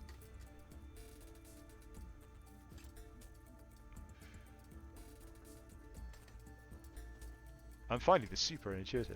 I mean, it doesn't matter, right? The point of it is it's supposed to be like, it's in a sense, its designing is working according to the design, right? It's supposed to be like kind of confusing. The ones that are closest that are making it good haven't moved. Oh, okay. So when I switch these two are both wrong. So it doesn't make any difference. But when I switch those two, one of those is now wrong, or possibly both of those is now wrong? Right, so one of those was correct, so presumably it's that one.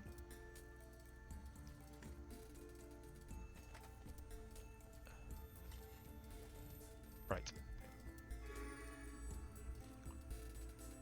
Ah, I can make augmenters. I'm assuming I can't actually augment anything because I don't have any artifacts. Does invention use the term artifact? I'm not sure. That's how you make an augmenter. So you can see here, like, the... Does it work? Do you feel like it works? Like, the premise here of, like, the player is the one discovering the skill, not this guy. Like, that's what's supposed to be coming across in the narrative here.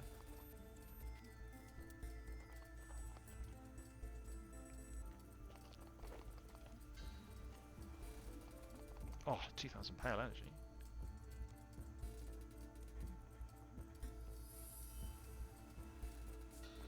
Oh yes, of course. Yes, archaeology called its things artifacts. Yeah, that's right. In the first version of the mining and smithing rework, the one that we shipped was the third version. No, actually, no. Mod Avatar wrote one before I did, so his version was the first version. My version was the second version. Then there was another version that never happened. Then there was the one that we actually launched.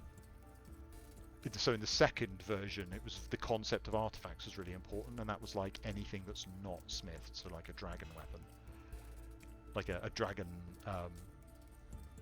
dragon two-hand is an artifact. But I don't think there is a formal term in game. I'm pretty sure I used that in the mining and smithing documentation, but I don't think it's ever mentioned in game. Sponge said, my issue is invention never felt like it affected the game world after it came out. Kind of makes sense if the player's only doing invention stuff. Yeah, I think the aspiration was that it would spread out. I think that was what was one of the core concepts of the Sixth Age, I think, was that the gods would return and then the godless would fight back using the power of divination and invention, because originally they were planned to launch simultaneously.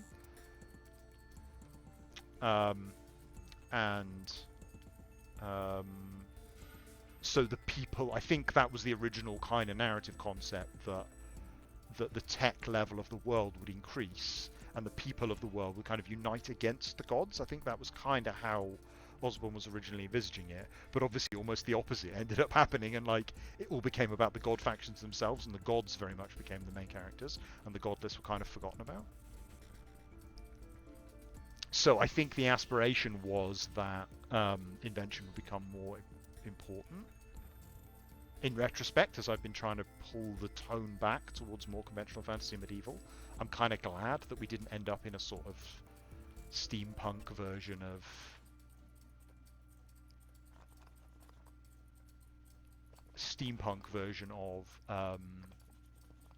RuneScape. I'm kind of glad we didn't move more dramatically in that direction. Although I guess if we'd done a good job of it and revised the entire world to be steampunky, but I think in practice we wouldn't have ever had the resources to do that, right? Like, that's basically making a new game. That's not really a reasonable amount of work to do. Sloth said, in short, your comment wasn't supposed to be foreshadowing crashing the rare item market, just an example of an important item in a cosmetics. This rare market crash is just a misunderstanding. Well, I mean, the point I made about party hats used to mean something and now they kind of don't, I stand by. I would clarify that, like, I mean, I have opinions. Everyone has opinions, right? Like, we have, like, opinions on how the game should work and how the game shouldn't work. I think it's a shame. I think it's a shame that in the culture of RuneScape, party hats have become something that doesn't really exist in the game. I think at the same time, though, like what we absolutely shouldn't do, for example, is just like drop loads more crackers, right? Like if we could tomorrow, just give everyone a cracker, and like what's that accomplishing? That's making party hats meaningless. So we shouldn't do something like that, right? But like, yeah, it's a shame that they're not what they were before. At the same time, like I recognise that it's almost it's like an inevitable consequence of the inflation, right? I think there has been price manipulation going on, but at the same time, I don't think the price. So there are players who believe that party hats only cost as much as they do because of price manipulation, and I don't think that's true either. There is inflation, and that gold has to go somewhere, and it's better that it's going into party hats than going. I mean, obviously, like endgame PVM gear being above max cash is a problem, but it would be even more expensive if there weren't discontinued rares for some of that inflation to go into.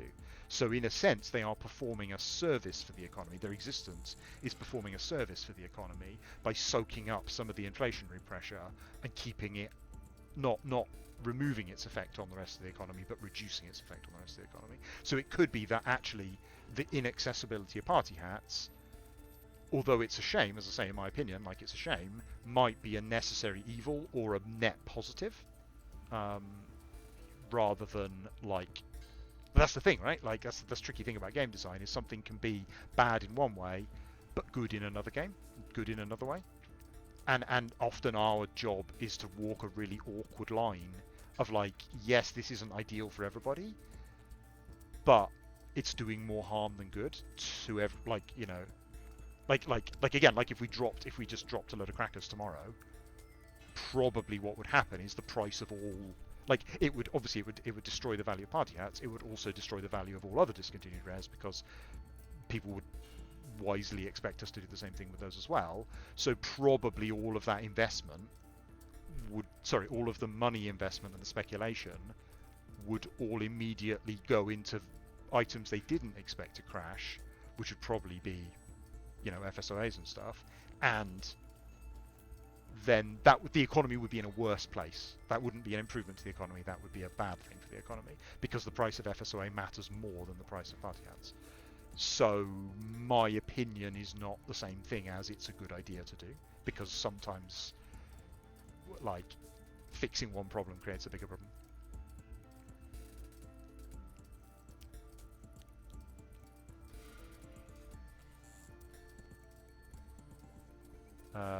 Tesla said, inflation is only for high-end PVM. Common items like weeds, dragonhide, silverhawk feather, springs is deflation. They're crashing, losing value all the time. Well, inflation's complicated, right? Because gold, inflation essentially represents a reduction in the value of gold, but that doesn't automatically cause a price increase for everything else. It depends on the supply and demand and use of those items. So if the use for like as I understand it, my grip on the economy is not cast iron, which is why I have lots of other devs to talk to. My understanding is that, for example, bars are not especially useful. Like, you do need some number of bars to make your trim masterwork, assuming you even want it. You do need some to make your armor spikes, but largely there isn't enough use for bars. Therefore, the price of bars goes down, even though the value of gold is going down. The value of bars is going down faster, so the bars are not sinking properly. Oh, I've got looked up. Been talking about the economy for too long. Sneaky Odin said, mind if I ask a question? You are welcome to ask a question. If I can, I may not be able to. It depends what it is. I may not know, or I may not be able to answer. Sujak said, I'd love to see more bot bustings. There's a different department that deals with that kind of stuff. It's not something I have. I don't have much to do with bots. Auto log timer increase soon. I have been complaining about that actually. Yes, I've been complaining about that for a while. There are other departments that deal with things like bots. We occasionally have to think about it from a point of view of game design. Like that's why we nerfed AFK mining because it was. Oh, so that wasn't a bot problem. That was an AFK.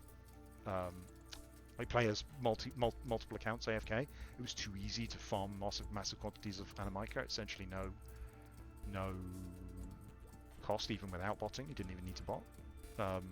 So we tweaked those mechanics to nerf it slightly.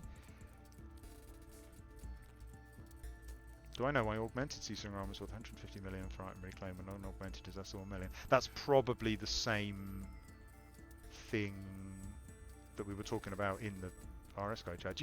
Are you still there, Sponge? Do you know anything about that? It's probably Sponge mentioned that on some items there is a flag that we can set on the item that forces it to have a specific reclaim value, and sometimes it's just incorrectly set. I don't know in that case. It might be that there's a good reason for it. It might be just essentially a bug or an oversight. Yeah, it was dyed items that he was talking about. No, and one of the two Glacial swords, right, has incorrectly specified. I've never looked at it. Sponge's opinion was that it was a bug.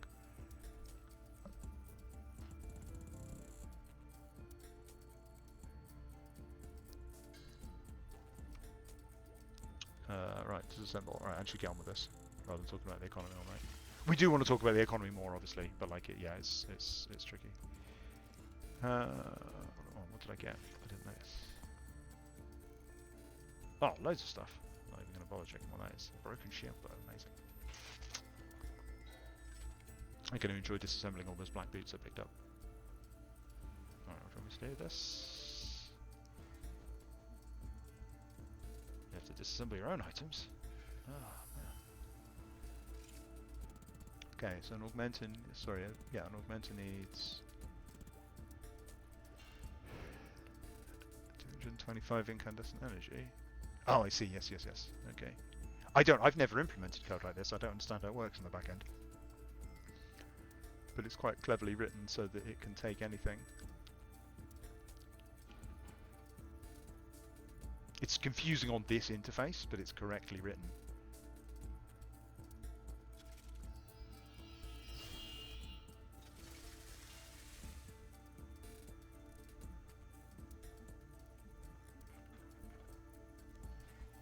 Ah, let's not waste one of your valuable weapons. Yeah, of course I wouldn't want to... Oh, someone said I've got to hang on to these flowers? Do I use bonds for membership or do I buy membership? So we get free membership on one account as staff. So I don't pay for my membership or use bonds for my membership. Can we discuss how gigantic my map is? My map is amazing. Everyone's always excited by my mini-map. It means I can go enormous distances with a single click. Don't look at me like that. It's a weapon, isn't it? Technically, if we can augment flowers, we can augment anything. Yeah, obviously.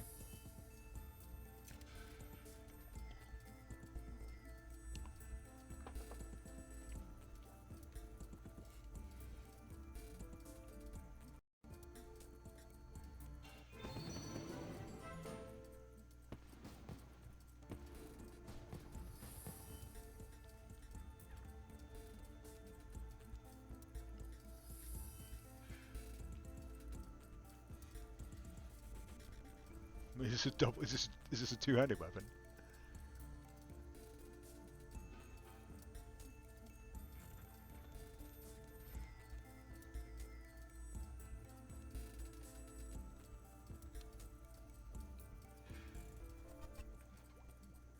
I have a new idea.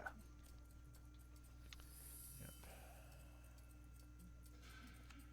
Oh, we're going to get max XP this time. It's super exciting. Seaboot says my map is like that too. Yeah, exactly. What are you people using your space for?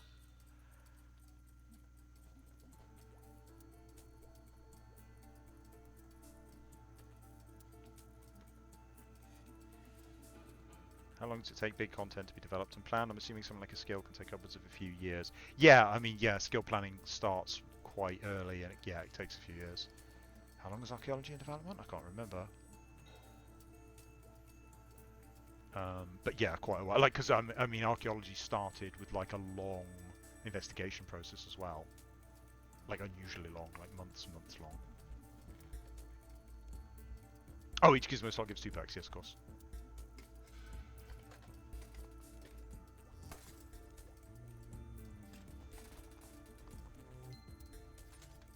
Okay, I totally understand this now. Oops. And I clicked on it wrong already. Oh, that's a good start. Oh, wait. Wait, they're both wrong. How can they both be wrong? What? Wait, one of those two was then right. Oh, what? That's confusing me. Right, okay. Those are both wrong. But when I switch those, one of them is now correct, right? That's the logic, right?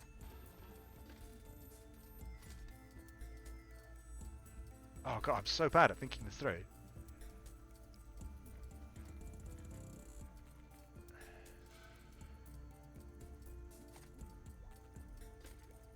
Yeah, that's got worse, right? But it hasn't got. I think I've confused. I think I've just confused myself.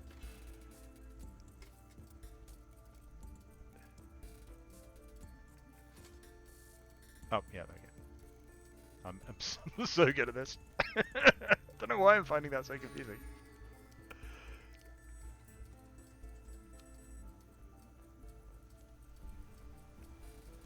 Alright, do I have enough to actually make this, or do I have to go and disassemble stuff? Yes, I do.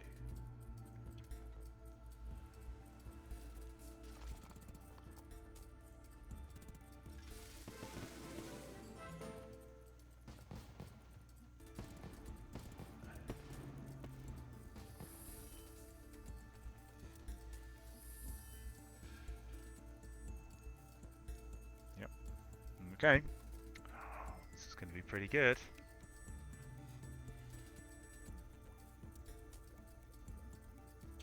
Going to discover some amazing perks for my flowers. Going to be doing some sick DPS.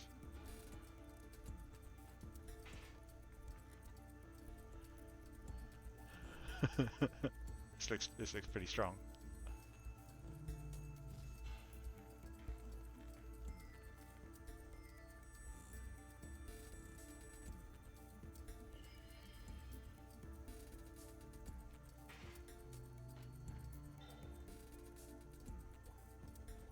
Let's just put garbage in. I think it's probably the best plan for this tutorial, isn't it? Wait, which one haven't they used?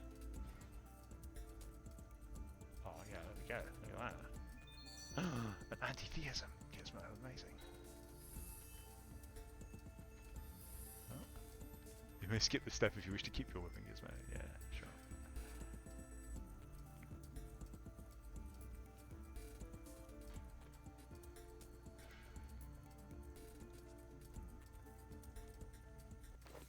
Amazing, I've done it. Oh. Is that a thing to disassemble, I assume?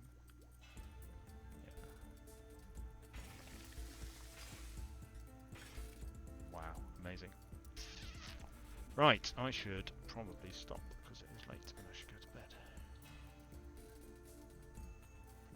I was planning my 2 alternatives were play Evil Dave or try to learn full manual. Not like proper bossing full manual or anything, but like just lay out an action bar and practice doing the rhythm of full manual and try to get into it. So my plan is to try to do that while also farming for a black mask, which requires me to do some more pirate quests first. So I'm not sure when I'll next get to stream. Probably not Monday. Maybe Tuesday night. So I'll try and stream again if the weather's right and if the children are behaving. Because I've been talking a lot about PVM and I feel like I need to do a lot of full manual to try and get more of an understanding of it. Otherwise, I'll leave it there. Thanks everyone. Thanks for watching. I don't know whether... I'm not planning to do lots of quest streams. Just, sorry, say goodbye and then think of more. It would be fun to do lots of quest streams, but in practice I just don't have time. So I wasn't planning to... I was doing Evil Dave because obviously I worked on it and like had some stuff to say about it. and it was just, I needed to do it anyway for the 50,000 Mage XP. But yeah, I probably won't do too many of those. But if anyone specifically wants to see some specific quest, do feel free to message me on Discord. But like, if it's just all of them, then I just don't have time to do that. Do I have work tomorrow? No, I'm off tomorrow looking after the kids, but then I have work on Tuesday, so I shouldn't stay up streaming on Monday night because I have to work Tuesday. Right. Good night, everybody. Trying to figure out how to stop the stream now. There we go. This button.